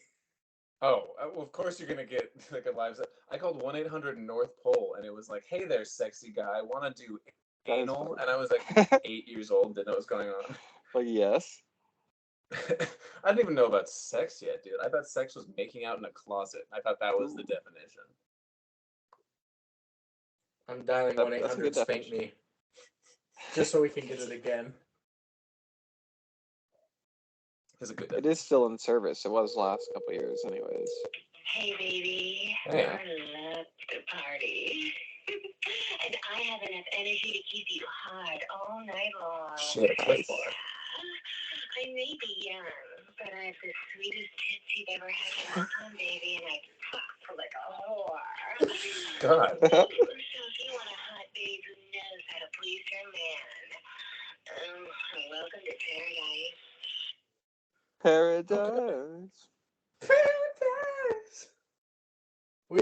The first time we turned it on, because it was like, Disney has gotten rid of this phone number, so it's not active anymore. Lucas called it immediately. Hey, baby. Yeah. I'm like, I've got the fattest tits you could put your mouth on. We had to hang up. And that was like, but that is less obscene than what goes on in the special.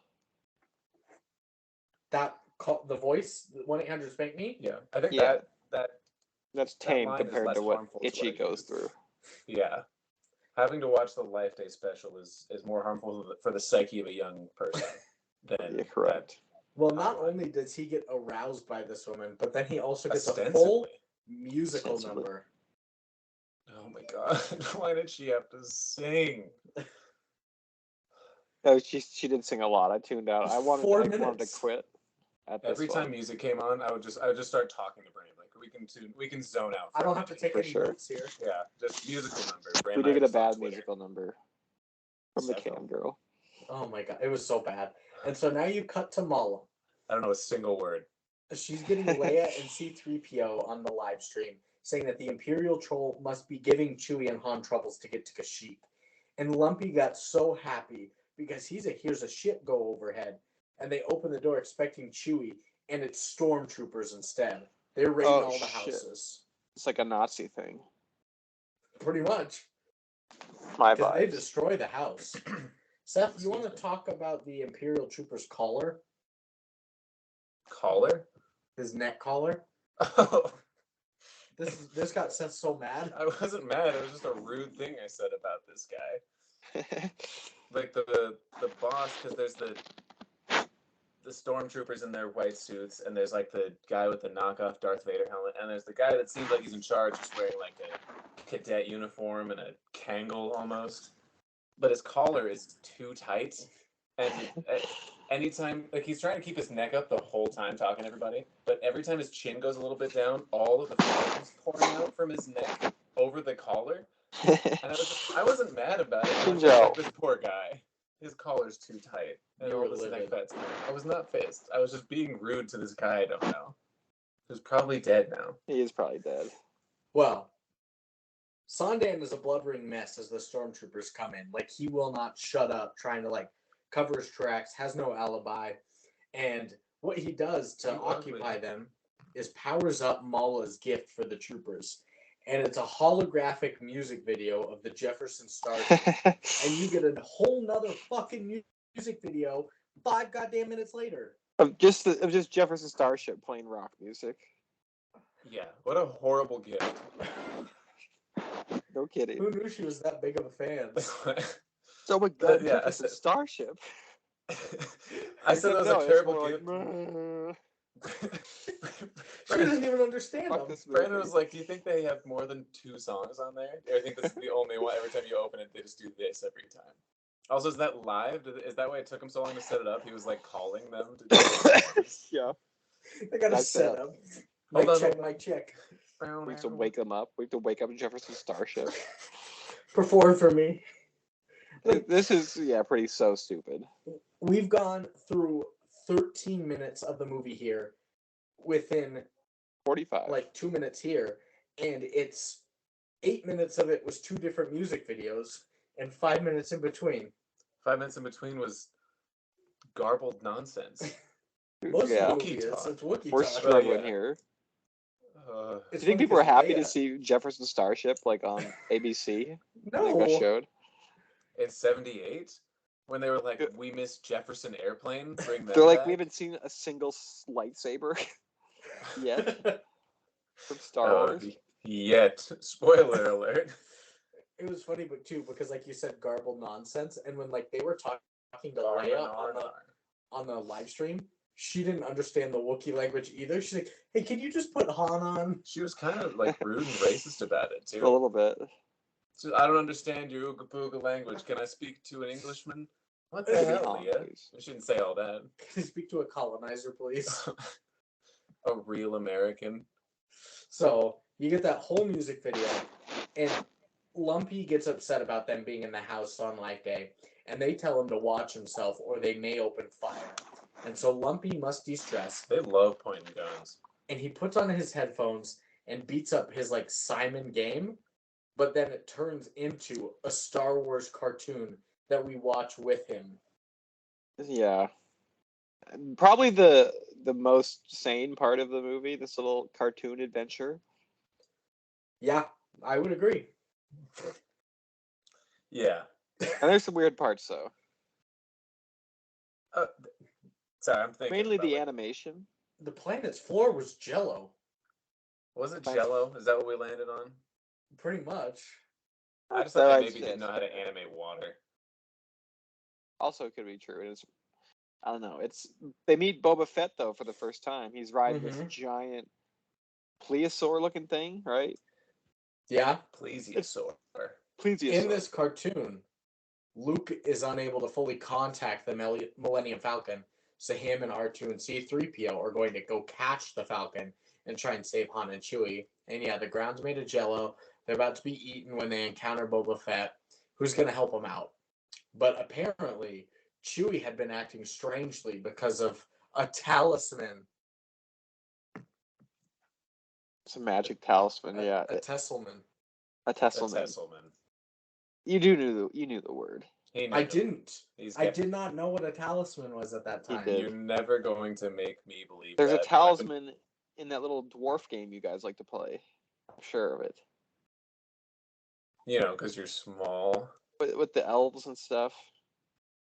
You like play hide the talisman. Champions of Nora? Oh yeah, I thought.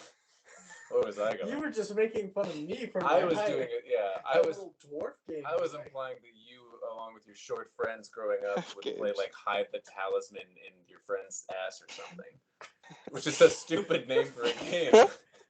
A stupid idea for a game. Poop ball. And you should be ashamed of yourself. You said poop ball? Yeah. Did you guys want to play hide the talisman in my ass? No, Brandon, for the third time this week, I don't want to play hide the talisman in your ass. He keeps asking. I keep asking. Oh. Do you guys want to play? No, don't write that down. They have to. But yeah, this is where they've boarded the ship, the Falcon. He's throwing a talisman out. Luke just fucking falls over. He turns all yellow and it just collapses. Mm-hmm. Well, Han Solo is already upside down. Yeah. Yes, they're infected by some sleep monster. Sleep in virus. The talisman.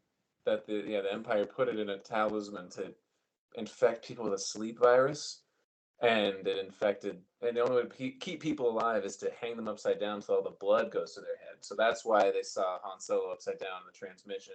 And Han Solo looks just the most absurdly animated figure. It was so bad. His eyes were full. His eyes can't open.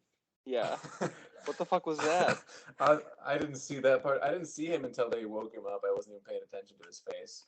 And his jaw is like 3 feet wide when he starts talking. His animation was so bad. He couldn't open open his his eyes. Like a Chinese James Woods. Yeah, exactly. That's perfect. I was just going to say Chinese James Woods. There's no way.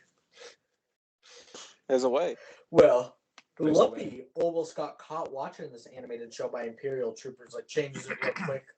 Sorry. And you get back to the cartoon. Boba is contacting Darth Vader and is basically crossing Chewie and working with the Empire, but still brings back serum to lift the sleeping virus from Luke and Han. I was very confused as to why he almost got caught watching a cartoon, like why he couldn't just watch a cartoon. Because I thought I was like, oh, is this only animated to us? Is this actually happening in real life right now? Yeah, maybe it is propaganda. That's probably what it was. But I figured they have an FCC type system in the galaxy. Like propaganda can't, rebellion propaganda can't get into the airwaves that easily. Have you seen Videodrome? Anything can get into the airwaves. That's true. Have you? Yeah. What? We did an episode about it. We talked about it for like 2 hours. Did you forget? Videodrome? But did you? No. I know you watched it, but did you listen to Videodrome? Did you experience it? I'm on The Shining now. So you're just a month back. Yeah, it's not too bad. Nice. But you're skipping even Dwarf Started Small. I have to. Sleepy Lucas. Big yawn. Jesus Christ. Yawn. So the stormtroopers are in Lumpy's room and they are just trash in the room and they don't find anything. And they come downstairs and like, hey Lumpy, go clean your room. They're like high school bullies. It's fucking awesome. Your room's a mess, bro. They even ripped up his stuffed bantha. He did, yeah. Those bastards. And Lumpy he's very like torn up that his stuffed bantha is torn up. Did you he cry? He tucks it into his bed and he kisses it goodnight. Did you cry? No, I didn't. Cry, Brandon? I did not. Really? I'm Genuinely surprised. For real, you didn't Yeah, cry? for real. You cry at everything. Like doorbells. At doorbells. Women in Doorbells are cages. sad. Nicole Kidman. I was just gonna say Nicole Kidman in a cage. You know, I'm thinking of that Sarah McLachlan commercial where they talk about the dogs and It's the Yeah. eyes of the angel, but it's just like Nicole Kidman in a cage. I'm Sarah Black and McLachlan. white. Can you adopt a Nicole Kidman today? Patches of fur missing. You could see her ribs. Nice. This is horrible. We shouldn't have put her there. Somebody kick her out. Leave her. Killed her It's when we had fine. the chance. We need to donate to ASPCA now. Yeah, I feel my conscience is like on fire. The That's where she belongs. ASNKA. The I American shouldn't Society bite those of kids. Nicole We wouldn't have to Kidman do this. Association. The what? What? She didn't bite these kids. We wouldn't have had to do this. Yeah. It's the Nicole Kidman breed is very territorial. Those kids shouldn't have gone near her. She was That's what feasting. the- What that's was how she the court supposed to said. do? Oh my god. Well, A whole court case behind this now. Lumpy is up in his room and he's assembling his life day present. Brandon's The crying. transmitter that, if prepared correctly, can provide fun for Ostensibly. years. And so he's watching like this instructional video how to make it. Stupidest just shit. keeps- And Did the it say stupidest fun shit. for years? Yeah. The transmitter? Didn't say that, yeah. Yeah, fun for years. That's so funny. And it just keeps like glitching on it. We have to watch the whole assembly video. I don't know I don't think it was glitching. I think he was a robot. The guy was a robot and they used like the editing to make him like be really jittery and break down. He was glitching, but the video wasn't. Either way, it sucked. I thought that was kind of cool what they did with It that. did- But it's dumb. Well, it's because Lumpy has to like follow along like he's at a fucking Home Depot seminar, and he's just like, "Oh, this is the hammer." What? I don't. As he get goes why along. we did need to do it step by step. That was unnecessary. It's kind of like to do like a little bit and show little parts of it, sure, but like that and all the music videos, this is the second instructional video we've had. Yeah. We had a cooking video a on how to TV set network. up a transmitter video on a TV network. None of this was necessary. Yeah. So funny. Wait, what was the first instruction? Oh, the baking, the Yeah. cooking. The Yeah, racist. blackface Martha Martha Stewart. Stewart. Well, I guess blackface because Martha Stewart. Yeah. Wait, which one's the racist one? Paula Deen. Thank you. Yeah, Martha she's Stewart went to racist. prison. Yeah, Rachel Ray. She's friends with Paula Deen. She's friends with Snoop. Martha is. Yeah, Yeah. I'm thinking of Paula Deen who puts like a pound of butter and everything. Mm-hmm. My next note here is don't do that with your tongue, man. I think it was the guy in the video. It was. Just kept going, They did the editing trick. Yeah. It just licked up once and down, but it just. Oh my god. That's a child. That's so You can't dumb. do please that. don't. That was horrible. And Imperial Troopers decide that they're going to force everyone to watch this mandatory video from Tatooine to make sure that they're like upstanding citizens. But it's a live feed of the cantina. Sure is, kind of. And so we get B. Arthur. She's the bartender in the cantina. She's sort of a no-nonsense, suffers no fools type of bartender. And this A guy... Philadelphia bartender. Yeah. No, no, what? Also, The classic also kind of a Philadelphia pushover and bartender. oblivious to everything, though. Well, she's got to serve the customers, making money. Hey, wise guy. She also like doesn't understand what this guy's saying. At first, I thought she was a no nonsense thing, but she also she didn't get what he was saying at first. This guy with the hole in his head. Yes, Yeah, the guy with the hole in his Because head. he's like trying to profess his love. And Volcano head. at first, I thought, oh, I fucking hate his hair. I don't want to talk about it. But at first, I thought she was like trying to move on with it, like, hey, I get it, 6 words, yada yada. Moving on. What do you want to drink? But then she's like, Yeah. oh, you like my words? Like she's kind of touched it after a minute. She's stupid. She's stupid. He does have like a hole in his top of his head, and she like pours him a drink, and she's In like, his head. down the hatch, and he just pours him in the top of his fucking head. He's like a volcano.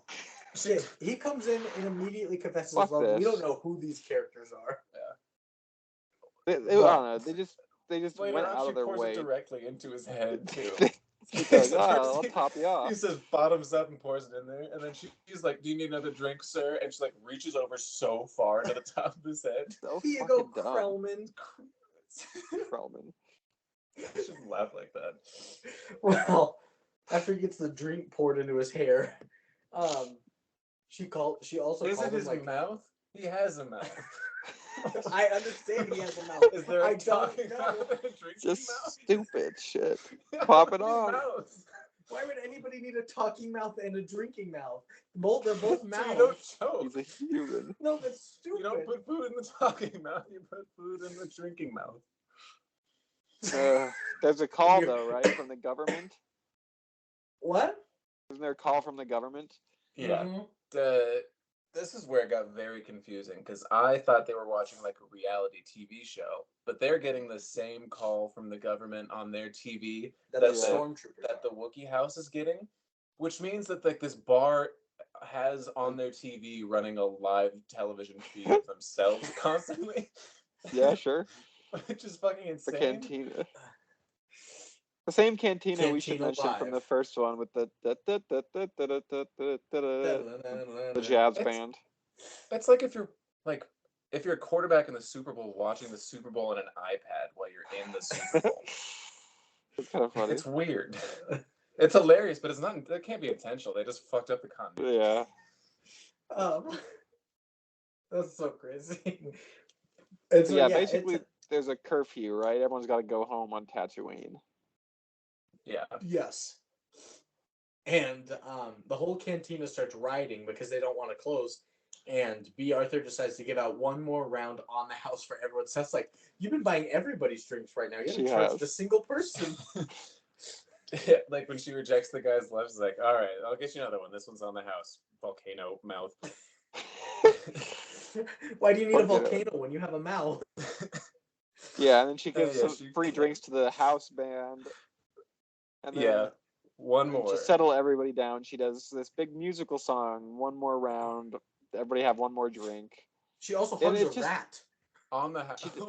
Oh my god, I freaked out. Just a live rat. I mean, not that's live, that's like a not giant even an rat. alien.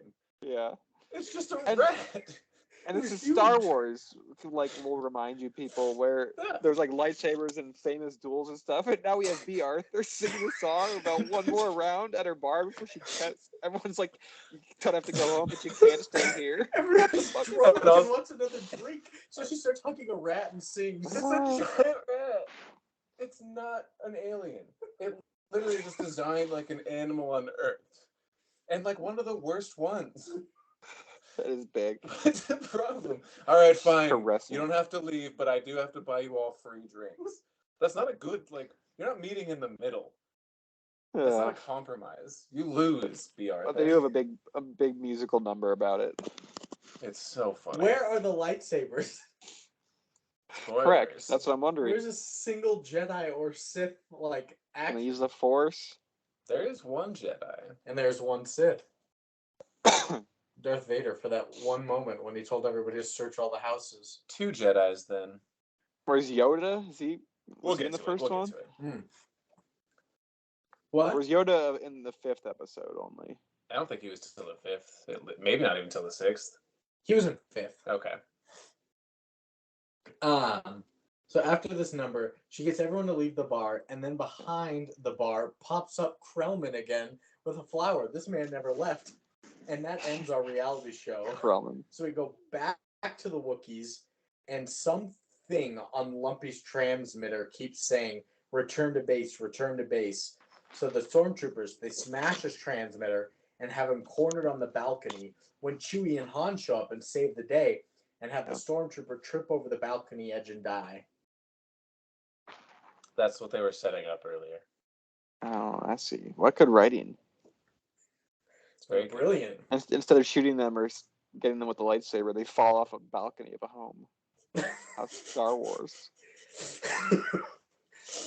Accidents At least in happen the in Star Transformers, Wars. they transform. Imagine if they just did like a whole movie where they were only cars. That's kind of what this is going for. That's what it feels. Everybody goes to Just their waiting 9 for to somebody to transform the whole time. Everybody goes to their 9 to 5 accounting jobs and goes home and watch tasty videos and cooks dinner. Yeah, they go home and they watch virtual 3-minute music videos. Insane.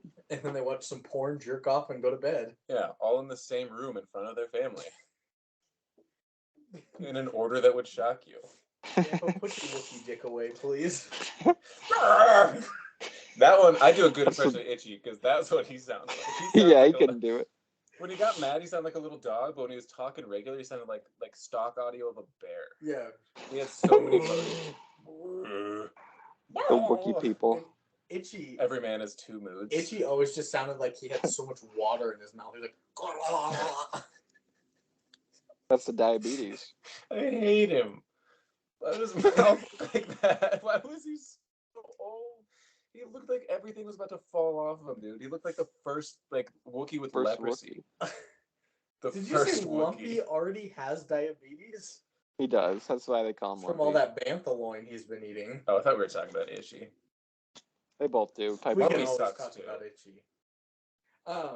So Han and Chewie save the day, and Han has to go make sure no one sees the Falcon, wishes them a happy life day, and says they're all his family, and Mala and Lumpy are just crying like crazy. Yeah, my note is Han Solo has to say goodbye to the dog people. Because the Wookiees are kind of a weird concept now. They're just dog people. They're bipedal dog people that wear aprons. I don't get why Han Solo left. I thought they were both going to enjoy Life Day. I did too. He's dude back. He had to go check, make sure the Falcon wasn't getting jumped. Yeah. Yeah, and that's an all-day thing.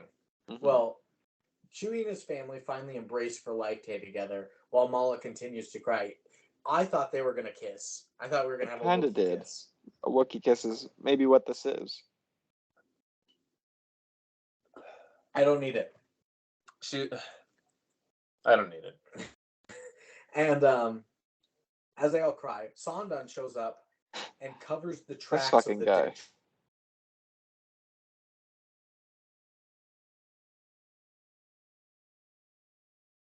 I lost you. And the guy's like, There we go. classic Trooper 4409. We'll find him. Don't need him. I don't know if this is one of your quotes, right? He makes a joke like, identification will one day save the universe. What a nerdy thing to say. Did No. he say that? I missed that. Yeah, I knew he was saying... What a nerd. What did you know he was saying? I was interrupting. I didn't want to keep interrupting. Oh, I thought you were... Go ahead. No, oh god. But I did hear him say a bunch of times, bragging about his identification and his possession of it. I didn't hear that it will save the universe one day. That's good.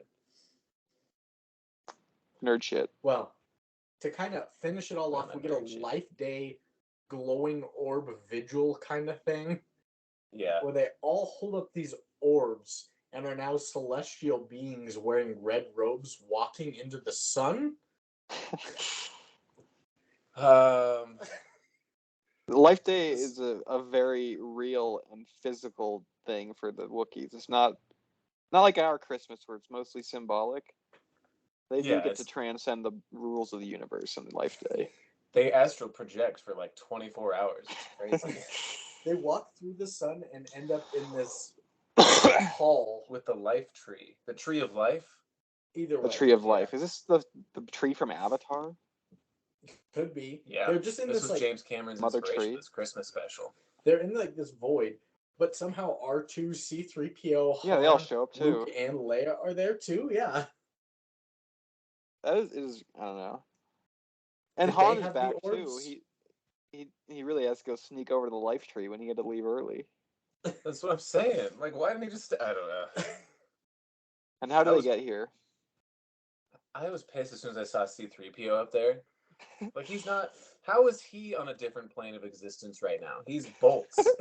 He's metal. He's a droid, yeah. He's not supposed He's to not be even here. life. That just That's means funny. canonically he has a conscience. He's like us. Which I guess is fine, but that's never been established until now in the Christmas Anakin special. made him. Yeah, Darth Vader made him. What a It's crazy question shit. to have. Is he life? Can he celebrate Life Day? That's what I'm saying. Like, pose that question in your main fucking series, not in front of children that are probably just as confused as we That's are. aired once ever. Ugh. Anyway. Well, Leia tells everyone how important this celebration is to celebrate their love and the promise of the Tree of Life to be together. And she starts to sing her song. It's cultural appropriation because she's like, I don't celebrate Life Day and I don't really know what it's all about, but here's what you guys gotta do. You know, it's like going to a bunch of Muslim guys and be like, all right, here guys, here's how we do Kwanzaa, whatever they do. This is the Ramadan. true word of Allah, fuckers. Let me sing you this song that I think you might enjoy for your religious holiday. She does sing a great song, set to the tune of the main theme, Set to Hero by Enrique. Let me be a hero. I can celebrate on Life Day. I can cook away the pain. I can't keep doing this. It's a pretty I felt like a John Lennon influenced song here from Leia about peace and imagination and all that. Yeah, a very Imagine-esque.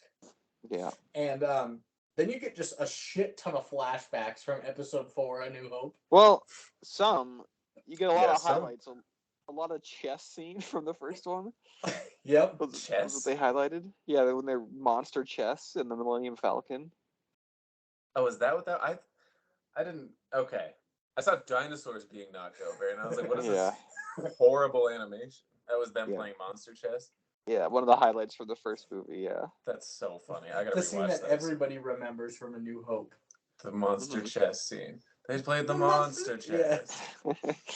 Monster chess. It also, this is I guess the recording of this had issues with the copyright of the music because it was very bottled and kind of the Star Wars music, but warped.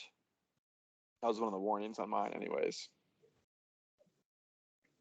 I didn't notice it a whole lot, but I wonder if we watched it. There's two. I don't want to rewatch this. I'm not saying we should. I'm just saying there were two versions on YouTube, but we could have just watched different ones. So yeah, you get flashbacks from Episode 4, and I put fuck. There's more. The family is having Life Day dinner together with the roasted Blantha, and now we have end Star Wars: The Holiday Special.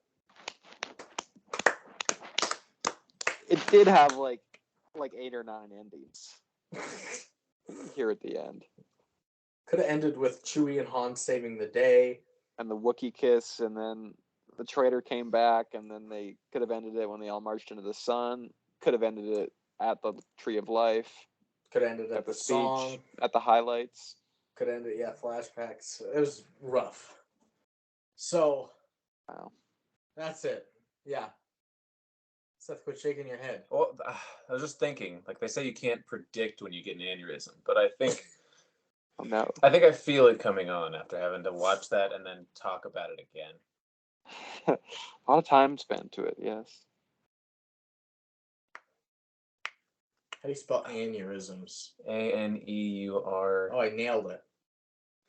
Okay. We've got to finish this up. Quotes, ratings, reviews, critics' reviews, recommendations, rallies, riots, ruckus, rapscallions. We have to pay our respite too. QRRRRRRRRRR. What is respite? Isn't that what am I thinking of? Respite? Is that the same thing? Yes. You're thinking of titties. Isn't respite a place of solitude you retreat to? Ostensibly. Okay. All right. Let's do some quotes, and we'll make our way through this end of this fucking episode. Let's land this X-Wing. Road. Ice cream. Baby. I love Rocky Road. I can't keep Put another marshmallow in the jukebox, baby. Put it in there. No, Brandon, it's already an established parody song. Oh. I love Rocky Road. By Weird Al, I'm pretty sure. I can be your Rocky Road. Yeah, I love Rocky Road. Here are the lyrics right here. Full lyrics. Is it who we think it is? It's Is it it's the weirdest of owls. Yeah. Nice. Baby, I love Rocky Road. So weren't you gonna buy a half-gallon, baby? That's bad. We could done better. That's not his best work.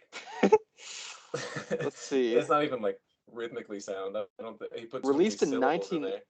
1983. He released it. That's crazy. Goodness gracious. Wow. Okay, so he was getting to work early. Yeah, he wasn't as refined as he is now.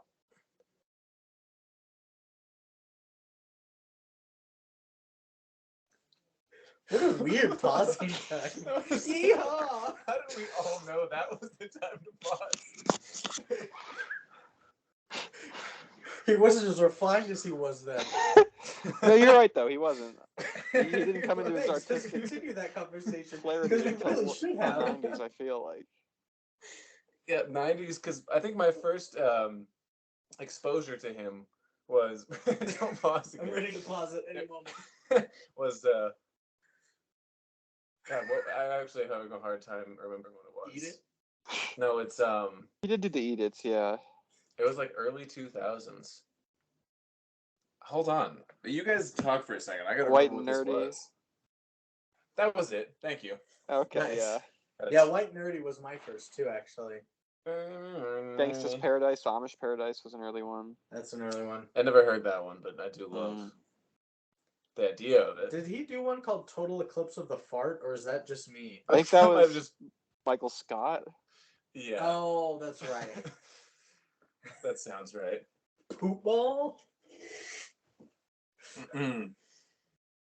What? I don't. This says it's on the total. This is on the Total Drama. I've never heard of that show. Oh, there's a Michael Scott one though. Total Drama Island. Total Drama Island. That was big. Good show. It's back on Netflix. It's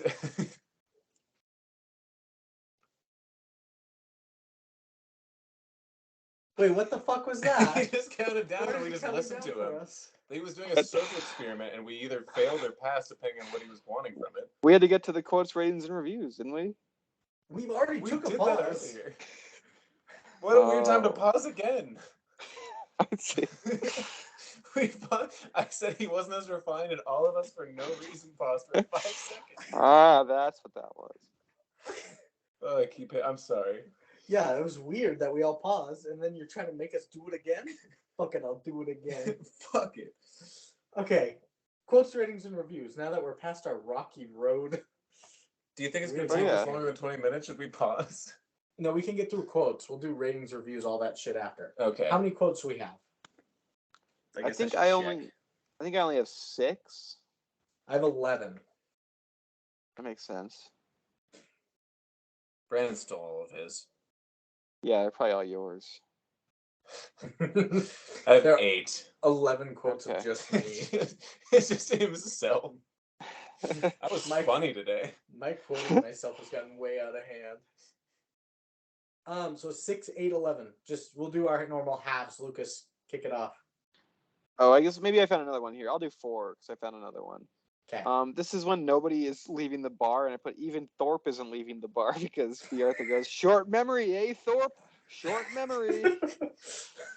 Classic Thorpe. She must have helped out Thorpe earlier in life. That's what I thought, Thorpe. Classic. One is from the DIY instructional video with the little Wookiee. The guy in the video goes, all right, so we're building this, and we got to start calling these tools by their proper names, guys. And little Lumpy, the Wookiee, just like nods. He's like, "Oh, oh yeah, this one. Totally right. Of I really need to get in that habit." Back to the B. Anthony thing for just a B. Anthony? B. Arthur? B. Arthur. B. I think it's Susan B. Yeah, sorry. Susan B. Arthur. In that same scene, like 10 seconds before she's talking to Thorpe, she's talking to these 2 guys at the bar itself. And she's like, "Come on, guys, I've helped you out with money how many times? Like, I've loaned you so much money." But her end goal is like, "Won't you leave because I'm so helpful?" Like, it's a weird thing to want as a favor. Like, come on, can't we all rally together and leave? Come on, help me out here, you alcoholics. Mine is from the trader. What's his name? Starkle something? Sundown. Shengun. Sondan. Sondan, yeah. Well, he comes in, he goes, "Ooh, do I smell those famous Wookiee Ookies?" Damn it. And then my last one for now is also from Sondam, and he goes, "Boy, do I love to make a Wookiee happy. Now for Damn the it. lovely lady." He goes to Mala. It's a dog. Boy, do I The love to lovely make lady. a Wookiee happy. Yeah, he was probably fucking her, I think. Now that he keeps showing up, keep dropping gifts off. You have that quote written down? The Marina? Oh, yeah. Okay. Did you write the one down about him talking about the Force? May the Force be with you. No. He said that in the movie, and that's why I said that's my second Jedi theory, because we talked about that. He said, "May the Force be with you," and Brandon's like, "Is he a Jedi? Because if you don't practice that religion, you wouldn't say that to just like dog Maybe people." yeah, that's right. May life day be with you. May life day be with you. Thanks, man. Don't push your religion on my holiday, okay? I'm gonna go astral project on a giant imperial plane and get away from this fucking nerd. We call he it didn't X get to Day go. around here. The Latinx community. All right. Well, he's on X Day mode. Am I doing the first half then? Yeah. Okay. This is the very beginning when they're doing the sitcom intro, introducing everybody, and it's and R2D2 as R2D2. Even though there's like a little guy in there that should probably get the credit. He was probably in a lot of pain being stuffed into the suit. Just like John Travolta and Mel. This is Mala talking to the traitor guy over the CCTV footage. Just don't say a word, Mala. I know what you want. You're wondering when that shag carpet you ordered will be arriving. Talking about Chewbacca showing up for Life Day. Pretty racist though. Just be like that feels like a slur to call him a shag carpet. A little bit in this world. And I was like, I'm not gonna say it because I'm gonna steal a quote. I knew it. Yeah. It definitely had the vibe of he was doing that in one take as well. Just like, hey, he's like trying to sneak it by. It's like, hey, that shag carpet, it's on its way. You got a hand solo it. Yeah, every line he said, like, and he was talking too fast, really nervous to the Imperial Guard, and he's like making jokes. He's, hey, it's crazy. Who is this guy? He's a madman. Sondan. Never once again appeared on any of the shows or movies. This is one that Brandon made me write down because I unfortunately laughed at it. It says, "Why all the long hairy faces?" It's so stupid. Anytime I giggle a little bit at something that I'm clearly pissed at, Brandon's like, "You can write have that that down. one." Write that down. Like, I don't want to, and he's like, "No, it's yours. You need your quotes." Like, what? Do you guys know how Sondan is spelled? Saundan. No, it's Saun space DANN. Son is his first name. Oh. Son of Dan. Yes, I'm looking at his wiki right now. The Wikipedia? Wookiee. Wookiee. No, Star Wars.fandom.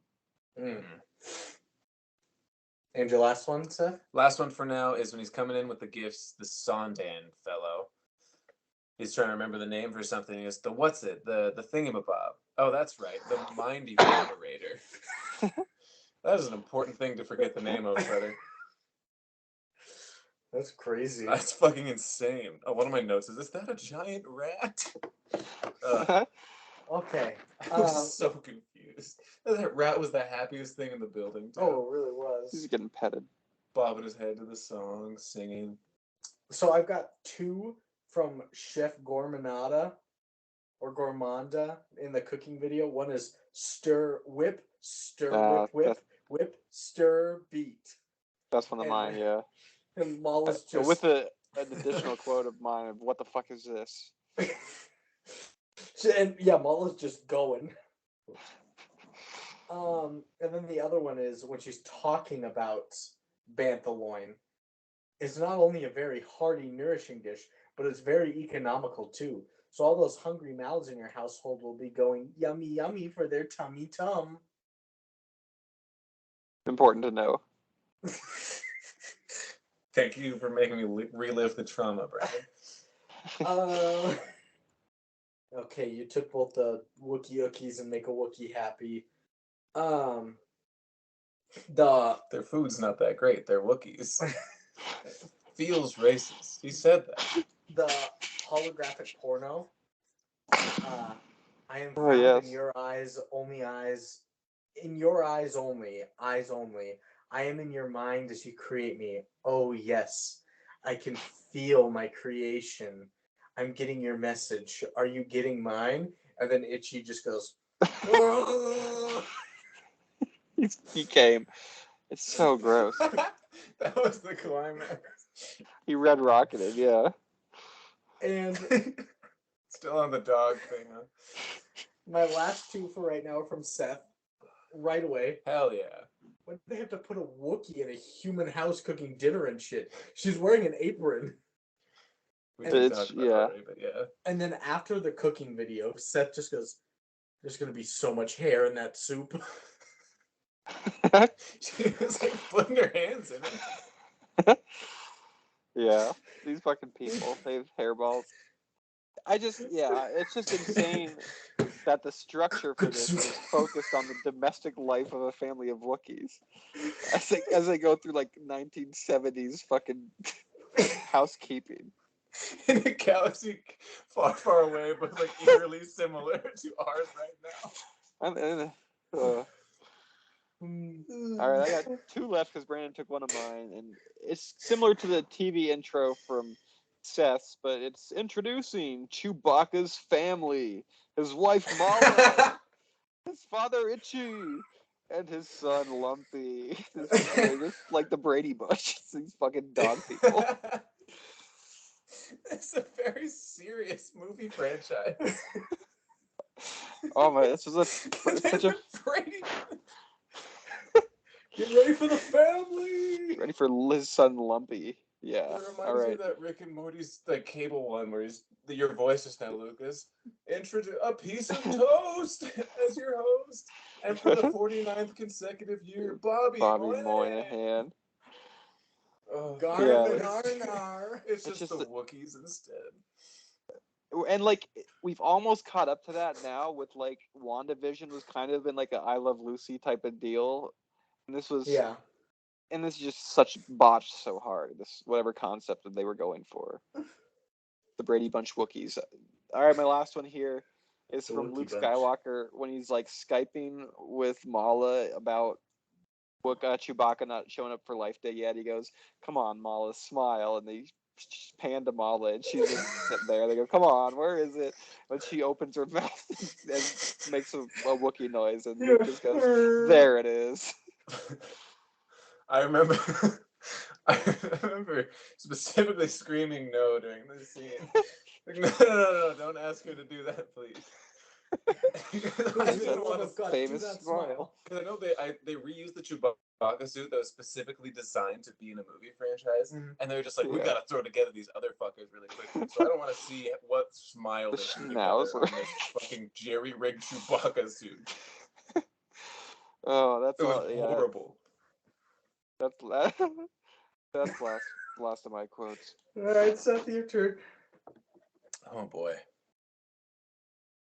All right. This one's also during the porn scene. I don't know if it was after or before Brandon said, but she says, "I am your fantasy, I am your experience. So experience me."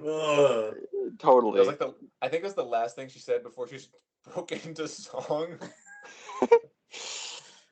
Because she did that. It would be so funny if it were like show tunes. When she called him adorable too, that was like his foot started patting the ground. Oh yeah. I was as soon as he put the helmet on, I was like, "Oh, this is porn." And then it was just like confirmed what she called it adorable. This is a guy on the instructional video for the transmitter holding the screwdriver. It says, "Please be careful not to hurt yourself on the sharp edges." Ouch. Because he's a robot and he like just stabbed himself. Yeah, then he put it in his neck. The weirdo. Yeah, he stabbed it in his neck. He's stupid. Did he really? Yeah, he's just... I told you he's fucking a robot. Insane. This one is B. Arthur. Mm-hmm. Again, we already went over it, but it's during the song and dance. Okay, fine, one more round, and this one's on the house. Like, she lost. So she let them stay and also paid for it. Is that a giant rat? Oh, and this last one. No. This last one's a doozy. Oh, hold on. They say it pays to advertise, but Marcia, Visa, and Pan don't care for the way they're going to be used in an advertising campaign. So fasten your seatbelts for Flying High, with guest stars Nancy DeSole, Lyle Wagner, and Bobby Sherman next.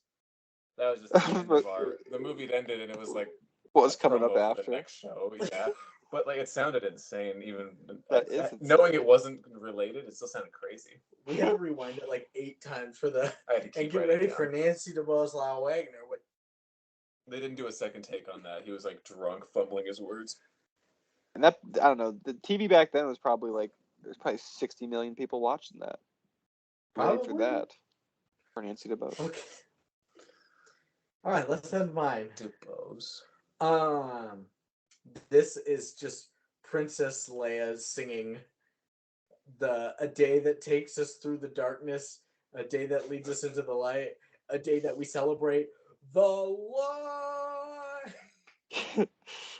Yeah. Okay. Great. This is a good one from C-3PO actually when he's in the void somehow. Oh yeah. He goes, "It is indeed true that at times like this, R2 and I wish we were more than mechanical beings and we were really alive so we could share your feelings with you." That's a good quote, but it also pissed me off because, again, how are you here? You just admitted how are you in Wookiee heaven? Yeah, he's like, oh man, I wish. I wish. That's so funny. I wish I could get into Wookiee heaven, but sadly, I am only a robot. You're here. You're giving a speech in Wookiee. You're technically God right now. You're on the highest pedestal. You get the what is going on? The whole thing. That is the best. You're right. The meat, the best meat on this bone. This is Han. You win best hog, C-3PO. This is Han, and he goes, when they show up at Kashyyyk, and he goes, "Would you look at Lumpy? He's sure grown, huh? I think his voice is changing too." And Lumpy just goes, He's like, I'm just kidding, Lumpy. I don't want to pick on you. Like, I understood what the fuck he was saying. Lumpy's going through Wookiee puberty. He's sensitive about it. He's addicted. He's either sensitive about it or he's addicted to Listerine. That was a weird one. Yeah, and my last one is my Marina quote. It's when Leia is on Skype talking to him and going, "Can your friend come to the screen?" Because she couldn't understand Mala. And Marina goes, "So we can see who you're fucking." And then Sondan pops up. She's like, "Oh." Fits into my theory. What was it? He's like a milkman. Like the white fucking milkman? Yeah. He's fucking Mala. Is that a typical thing? Oh yeah, that's like the trope. The milkman, like all the kids in the neighborhood look like the milkman. You ever heard that one? Okay, yeah. Sondan is the milkman. He's fucking Mala. Okay. Sorry, I got way too literal in my head. I forgot like comedy. But Marina like yelled it. She was so we can see you fucking. Right. She's only half paying attention, and good on her. We should have been doing that the whole time. We kind of did. Okay, that's all of our quotes. Should we take a break? Second, we'll regather, and we'll finish this shit up.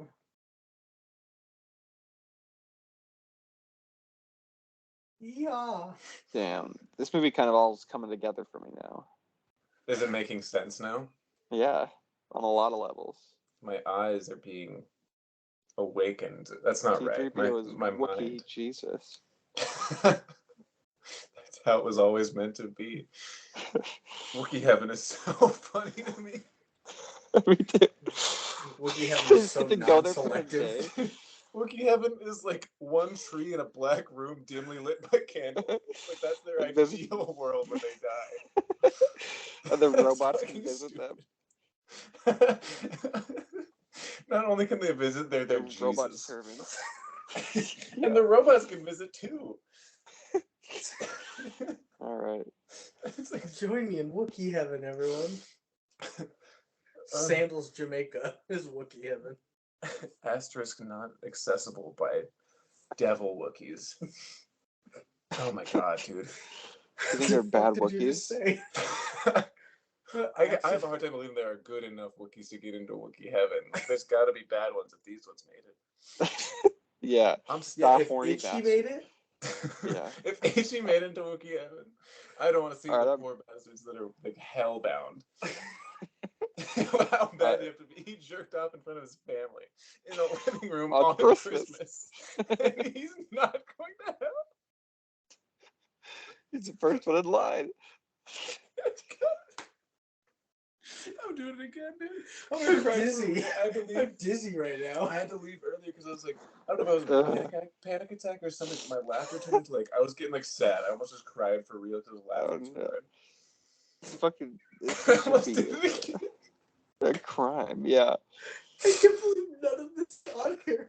It's good. This is a video. Yeah, we gotta get back to the people. The people. Let's get back into it. I am gonna bring up Nicole Kidman right away. That's okay. All right, Lucas, you ready? Yeah. Okay. Wait, Seth's losing it. I can be quiet. I can lie to myself. He can lose it in 1, silence. 2, 3, play.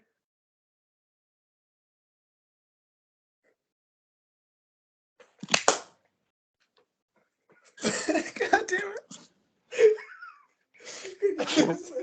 I had a hard time. I'm thinking about Nicole Kidman still.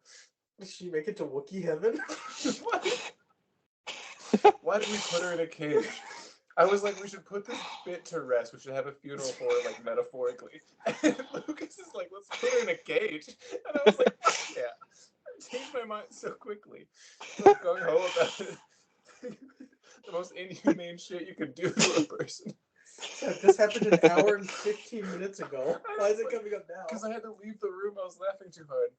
And I thought I could handle talking about it now. But I can't. Can you talk about Wookiee hell? That's tough. That conversation can never see the light of day. Let's hope the YouTube Imagine video. the dirty, hairy rapist at the 9th layer of Wookiee hell. Right? Wookiee hell and Wookiee heaven. What the fuck did you just say to me? We were talking about that because We're Itchy talking about gets to that. go to Wookiee We're heaven on talking life about day. the dirty, hairy rapists. Well, because the Yeah, well, he's like grandpa a got horny to go to Wookiee heaven. family masturbator. If the man So- who jerked off in front of his family on Christmas in the living room gets to go to heaven. What So scum? he's gonna be in hell. I'm gonna put my headphones back on. After you said dirty, hairy rapist, I've lost it. Yeah, what scum must that be? At the 9th layer of Wookiee hell. You gotta do something horrific to be there. Hi, Leo. You want out, buddy? Go on. Oh, go on, buddy. So ratings. Yeah, it's ratings let's time. get Fuck. ratings. Okay. I will tell you now. There's one I don't have, and it's Metascore. Okay. IMDb Metascore, but I do have both Rotten That's Tomatoes and an interesting. IMDb audience. So Okay, and we're I gonna won the kick it- budget. You did. Rotten Tomatoes. Quit pushing the door open, Caesar. Go on. Bad. Go on. He looks like a Wookiee a little. Push it. Really push it. There you go. He does Okay. look like a Wookiee. Tomato meter. Seth. Critics. Thermometer. The critic. I can't do this. But yeah, we gotta rein it in. Okay. We gotta. We gotta rein it in. Why are critics always raving? Go to bed. Yeah, that's great. Seth, you gotta guess the fucking. Sorry. The critics. You said this is Rotten Tomatoes? Thermometer, yeah. Thermometer. I'm gonna say like 4%. Okay. I was gonna say 7%, so I'll stick with it. Alrighty. It's a 25. Lucas is our winner. 1 of Wait, no. 4. Nobody wins if 25% of critics think this is an okay thing to put on the air. It's certified fresh. It's what? No, like 1 in 4 said it was fresh, you know. Oh my god. Okay, Somebody liked audience this. score. So- Lucas, you're gonna start here. Percentage again. The audience, this has got to be a 12%. Okay. 6. It's a 19. Lucas has won again. Yeah. Ooh. These stupid little Star Wars fanboys, they'll even jerk off to this. Even this, 19% in front of their families. Not more than the Star Wars critics, apparently. That's crazy. They have some self-restraint in front of their families. And last is IMDb audience score out of 10. Seth. You said like this is 18th worst of all time. I don't remember what I feel like Birdemic was like 1.2. Say 1.6. Okay. I was having the same debate. I don't know what Birdemic was. I'll say a 1.3. Okay. It's 13. a 2.1. Oh, fuck. Seth got it right. Good job, Seth. Then. Not right. No, you won though. Oh, okay. So critics 25, audiences 19 and 21, so a 20. I thought I was lumpy. No, you're itchy. I'm not itchy. Please, anybody but itchy. That's I'll Devin. be anybody else. We'll make Devin itchy. Sorry, man. I just kind of dawned on me when I was watching this yesterday too that, like, whatever writers of this did, they didn't know like his name was Chewbacca. They thought his name was Chewie, like because they called him that in the scene, as like a nickname. So he's just like, that's what the Wookiees are called. There's Chewie, there's Itchy, there's Lumpy, and then there's Mala. Like, do you think that's short for Itchbacca? We did, yeah, we did.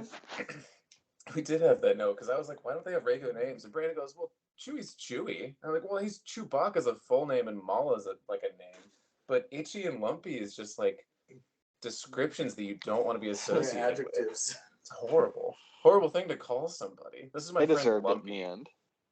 This is my dirty friend Itchy. He doesn't shout. Oh, quit doing that, Itchy. Come on. On Christmas, yeah.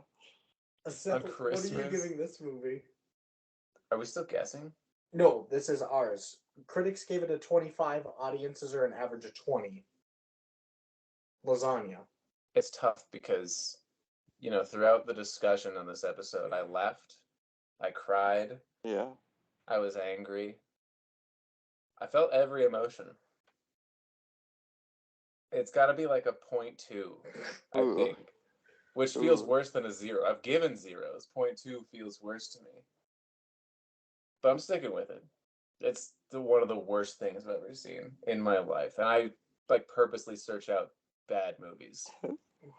Dougal. Well, now. Dougal had some charm. I'm talking like Bad Ben.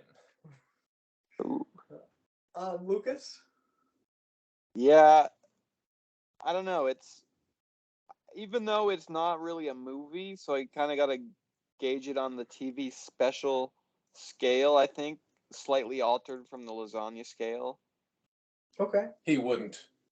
I think, and there's a lot of creativity in this in like a weird sort of way where they're taking Star Wars to adapt it into this sort of TV grand special style. It's a 0.4 for me. There we go. The Star Wars special. It's offensively bad. It's offensive outright in a lot of places. The decision to not subtitle the Wookiees remains an astounding one. I think, this is some of the stupidest shit I've ever seen in my life. Finally rated something lower than Space Chimps. I did. Space Chimps knows what it's doing compared to this. I've got a new dowsing rod. Are you ready for my rating? I don't know if I am. I've been torn since watching it. Between a 0.2 and a 0.8. Somewhere in that range. I ultimately landed on 0.4. So we've got two 0.4s and a 0.2 for a 0.3 average, by far our lowest. This movie didn't have anything good going for it. Literally nothing. 0. No redeemable qualities. I don't know. I kind of liked the tone of the B. Arthur bartender, but then the guy poured the drink right in the top of his head, and I'm like, This is vulgar. They're getting off to this somehow. And we're the joke. I'm thinking of all the movies. Is that the joke? I'm thinking They want to jerk off in front of us. They're itchy and we're the family. Yeah. What a great description for this movie. I love that the best tone in the movie, and I agree with you, by the way, that it's the bar scene, the cantina scene. That's like, it's the best acting, the best character development, the best scene, the best direction. The most tie-ins But then he to the actual pours Star Wars. lemonade into his head. It's not even alcohol. And it all goes down. It's offensive to the eyes. It's not like fantasy sci-fi in any way. It's like the most menial of TV dramas. It's like, what the fuck? That's all I can say. I'm thinking of like the worst movies I've ever watched, and it's like this is competing with like a Serbian film, which has been banned in many countries for how vile and vulgar and fucked up it is. Have you seen it? Uh-huh. Oh God. I mean, I do think this is better or worse than Stealth. Mm-hmm. Than all the Transformers. Yeah. It's up there with the worst of the Tim Burtons for me. And maybe Big Money Rustlers by the Insane Clown Posse. I'd have to check that out. This is like far and away worse than Birdemic even. Like movies panned for just how when I watched this movie, I realized the genius of Lucas saying that Wynn knows what he's doing because they knew nothing with this. This was purely from the minds of drug addicts. Yeah. Okay. Do we want to hear a couple reviews? Yeah. The harrowing tales of the survivors of the Star Wars Christmas special. 3 critic reviews. The first one is Big Rog? David. No Big Rog here. The first one is by David Hofstede. Writing in the book, what were they thinking? The 100 dumbest events in television history. In the number 1 spot, he said, the worst 2 hours of television ever. Wow. Hard to argue with them. Then we've got Nathan Rabin at the AV Club. Do you think this is worse than episodes of like The Good Doctor? Yeah. Yeah, wow. Or like Young Sheldon. Or when they found out like national tragedies happened, they just did like emergency broadcasting. George Bush doesn't care about black people. Oh my God. No, this is worse than that. For sure. Next is Nathan Rabin at the AV Club, and he says, I'm not convinced the special wasn't ultimately written and directed by a sentient bag of cocaine. Yeah. We already know, Bruce Valanche. Basically. And last one is Jerry Buck at the Associated Press, and he says, bubblegum for the brain. Sounds positive. I don't know what that means. He's giving it too much credit, whatever he means. Yeah. Anything better than dog shit? Anything better than this belongs in Wookiee hell? It's dog shit for the brain. This belongs in Wookiee hell. Sure does. And we're going to end with user reviews. First up, the little songbird. Let's go. My rival. She says, my arch nemesis. She says, I love Star Wars, but this holiday special is just awful. I knew of its notorious reputation even before watching it, but I did not expect something this bad. Even for Star Wars, this is a disgrace. First off, the special does not even look very good. The way it is shot, the way the effects are executed, it looked dull and rushed. I didn't care for the animation either. The special is also very poorly paced. I sometimes found myself looking at my watch. And that's not all. The writing is horrible. Lucas has never been an expert at writing good dialogue, but some of it here is so cheesy and forced, it's painful. The acting is pretty terrible, with everyone giving possibly their career worst performances. Overall, a nightmare of a special and best avoided. I guess I like the scene when the bar closes down, but really, that's 1 out of 10. I feel that. That's just, again, that's the highlight. The bar. Yeah. One of the most absurd things we've ever seen. And still with the caveat of, I guess, this is the best scene. Next is Snoopy style. It's you. December. Oh shit! What did I write this time? On December. He's my sleep paralysis. December 26, 2019. You said, "I only recently tried to watch this." I really just fought for this to be me. Yeah. You just gave in after a while. I only recently tried to watch this. It's Happy Life Day. Chewbacca's family is doing something, but since there are no subtitles, who the heck knows what's going on? The gang shows up, and who the heck knows what they're doing? If rumors are to be believed, it's Coke. Mark is in thick makeup due to his accident. There are head-scratching bits. It's awkwardly sexy at times. This is a mess, and it sadly foreshadows the messiness of some of the later sequels. I tried several times, but it's impossible to sit through it all. Honestly, the only way to watch the whole thing is to play a funny commentary alongside it. If somebody does a Rocky Horror treatment, it may become a fun camp. As it stands, it's an unwatchable mess. 2 out of 10. Just a little high. The second most you can give it is a little high, but it is. Never seen the end either, so he can't comment. He's never really gotten to the true heart of it. He's never seen Wookiee Heaven. Yeah, he keeps trying. Oh my god. That's probably like either too. Yeah, he doesn't know it's supposed to be a 1 yet. Yeah. That was the kicker for me, seeing everybody. Did we mention they were in robes too? Yeah, like red Comic style. Like we're watching the village. Yeah, you did say that. You're like, is this the village? Did we switch movies? I wish. What's the next one? Next one is by Werewolf from Planet X. Oh shit! That Oh, was this guy. That's from Brandon. Werewolf Bar Mitzvah. Wow. March 3rd, 2020. Unjustly maligned, mostly by the sort of obsessive fanboys that caused me to come to dislike the series as a whole. This is a legitimately entertaining film that gives a new perspective on the Star Wars universe.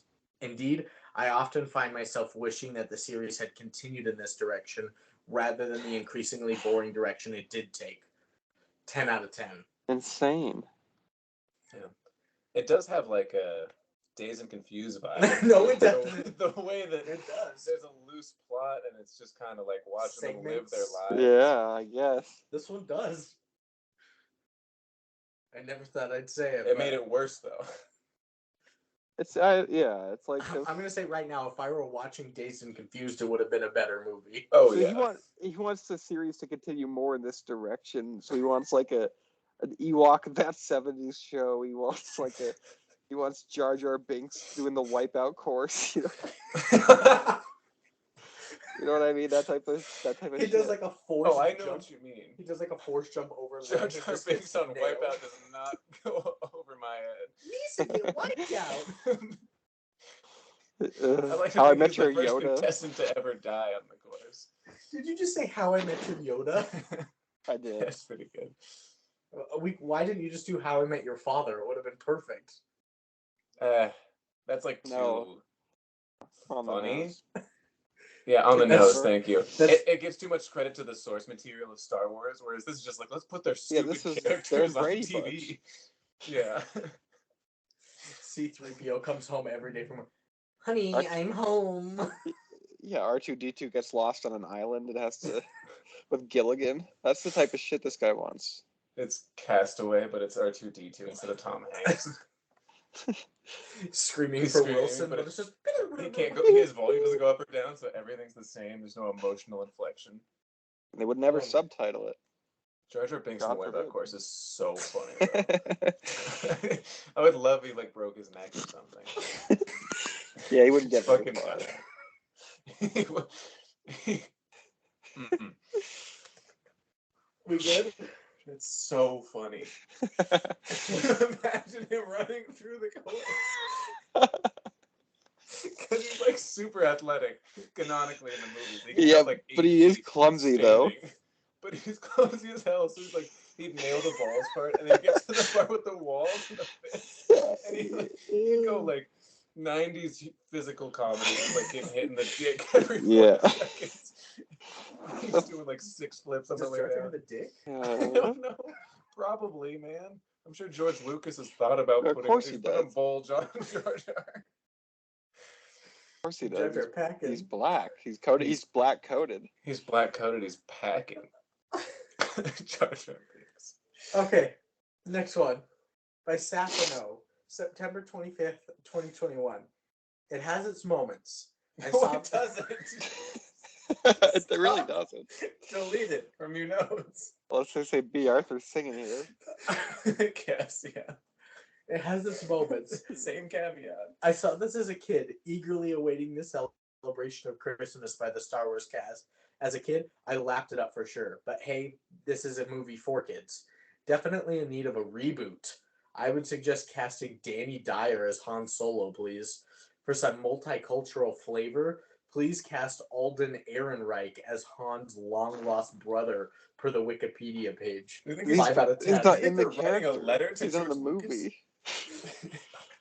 Let's have the 9th most important character and his brother in the remake, please. This is stupid.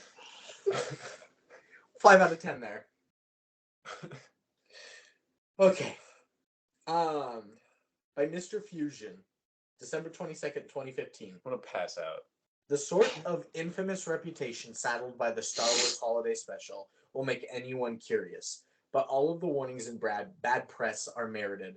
This one's awful. The whole thing has a distinct trippin' balls vibe to it. A feeling never stronger than during the Diane Carroll number, as close as I ever want to get to Wookiee porn, and the cooking segment with the horrific Harvey Korman routine. But the thing just goes on and on. It's interminable. The acid trip element can be fun if used properly, but the holiday special's crime is making Star Wars boring. I've finally seen it, and I can close the book on this. But heed the warnings, it's bad. 2 out of 10. Yeah, the previous reviewer did say it was made for children, and then didn't acknowledge the big Wookiee porn. Wookiee porn. I don't know. What the fuck is I don't know, this? man. I don't want my Okay. kids watching this shit. I don't want any human being watching this. I don't want us watching this. No, Corrupted I hated us.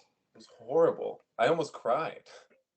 We're jerking off in class tomorrow because I'm so fucking deranged now. Deranged. Deranged is a better term. This is fine. I saw it in a movie. I'm doing itchy. You guys don't get it. It's a performance piece. I'm itchy from Star Wars. I am doing itchy. It's Life Day. I can do this. Oh yeah, the second best segment from that movie. I remember. Okay, penultimate review. So your list is B. Arthur, jerking off in the living room is your second. The Wookiee porn. Yeah. Okay. Diane Carroll. Yeah. The guest stars. Okay. So we carried this. I keep forgetting your name. I don't want to associate like human names to any of this. I just Yeah. want to call him Itchy and Fucky or whatever. That is her We name. can't call them itchy and fucky. What is her name? Okay, Let me find out. penultimate review by Varshianen on November 29th, 2015. This movie... Mermaya.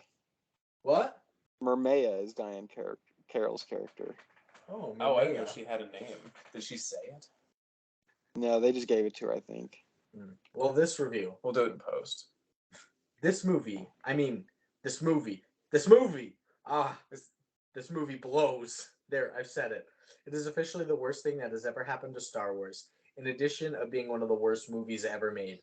Everything in it is so utterly wrong, so depraved of logic, reason, common sense, decency, and goodness that I wouldn't be surprised if it had been officially banned by the Holy Church.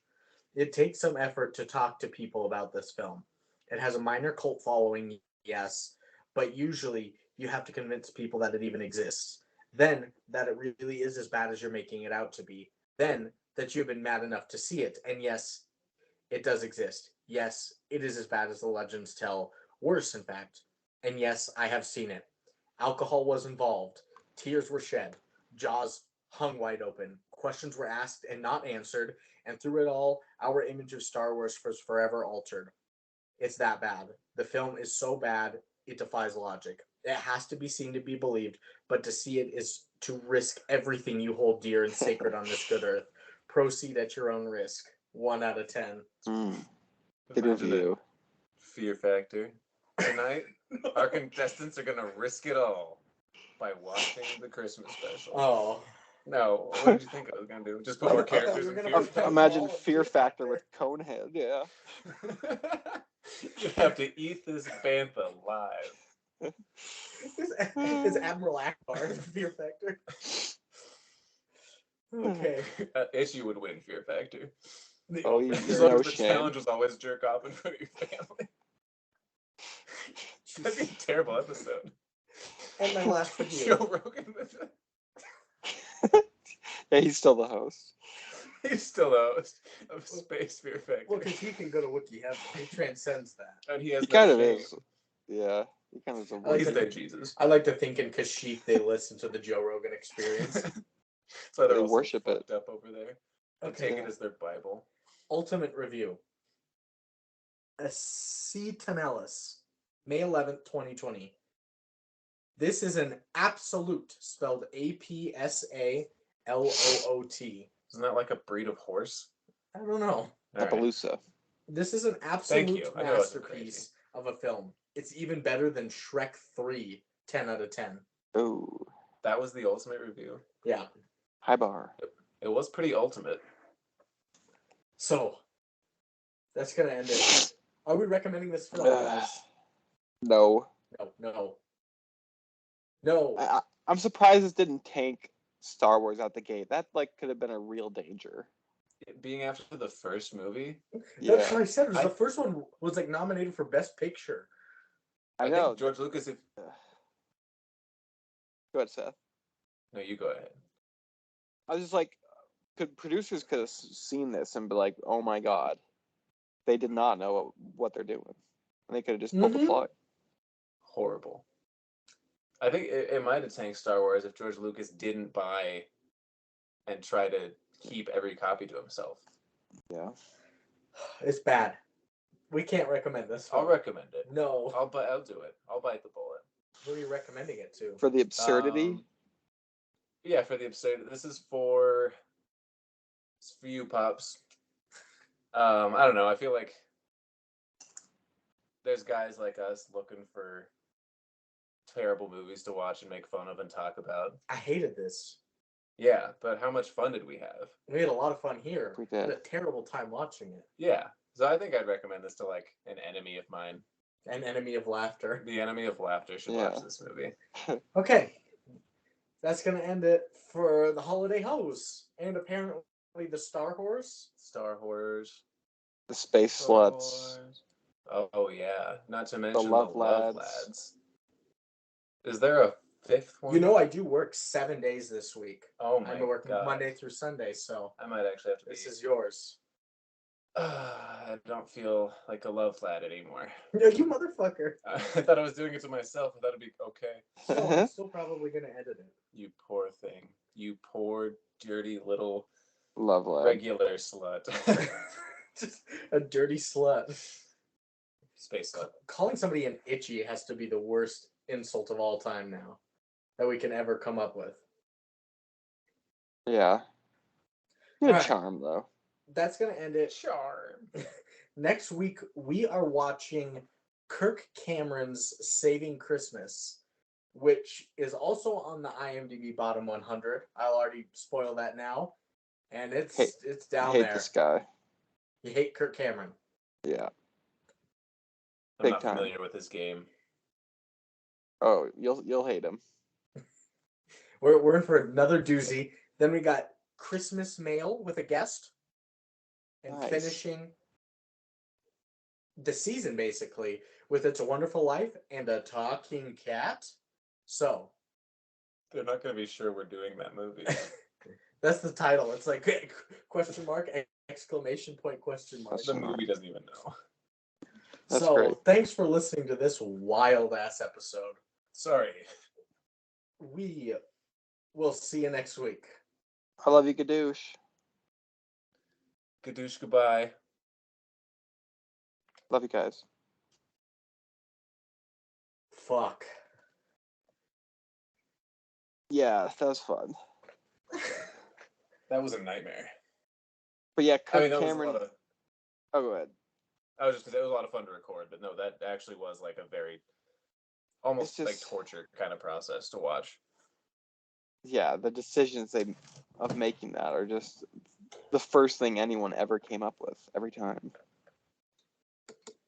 Yeah, there was no like workshopping or like writers' tables. They were just like, yeah, we'll put that in. Sure, that's a good enough idea. That makes sense. How's it gonna fit into the plot? It doesn't have to. No. It's Yeah, plotless. We're the first plotless we have to movie. put in blackface. Martha Stewart.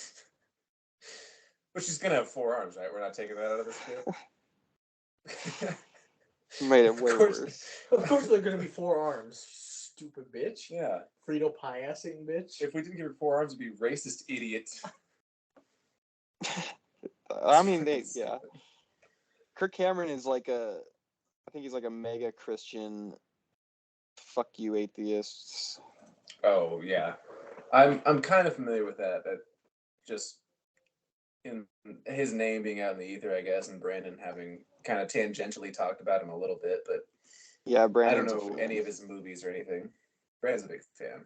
He's a big fan of mega churches in general, so it makes sense that their spokesperson would be like on his list of fuckable dudes. No. I don't know why I'm doing. Sorry, I don't know why I Fuckable. did that. We're not recording. I don't need to say that. He is a fan though, actually. Brandon, you a fan? No. What? Lucas said you were. One of you's lying.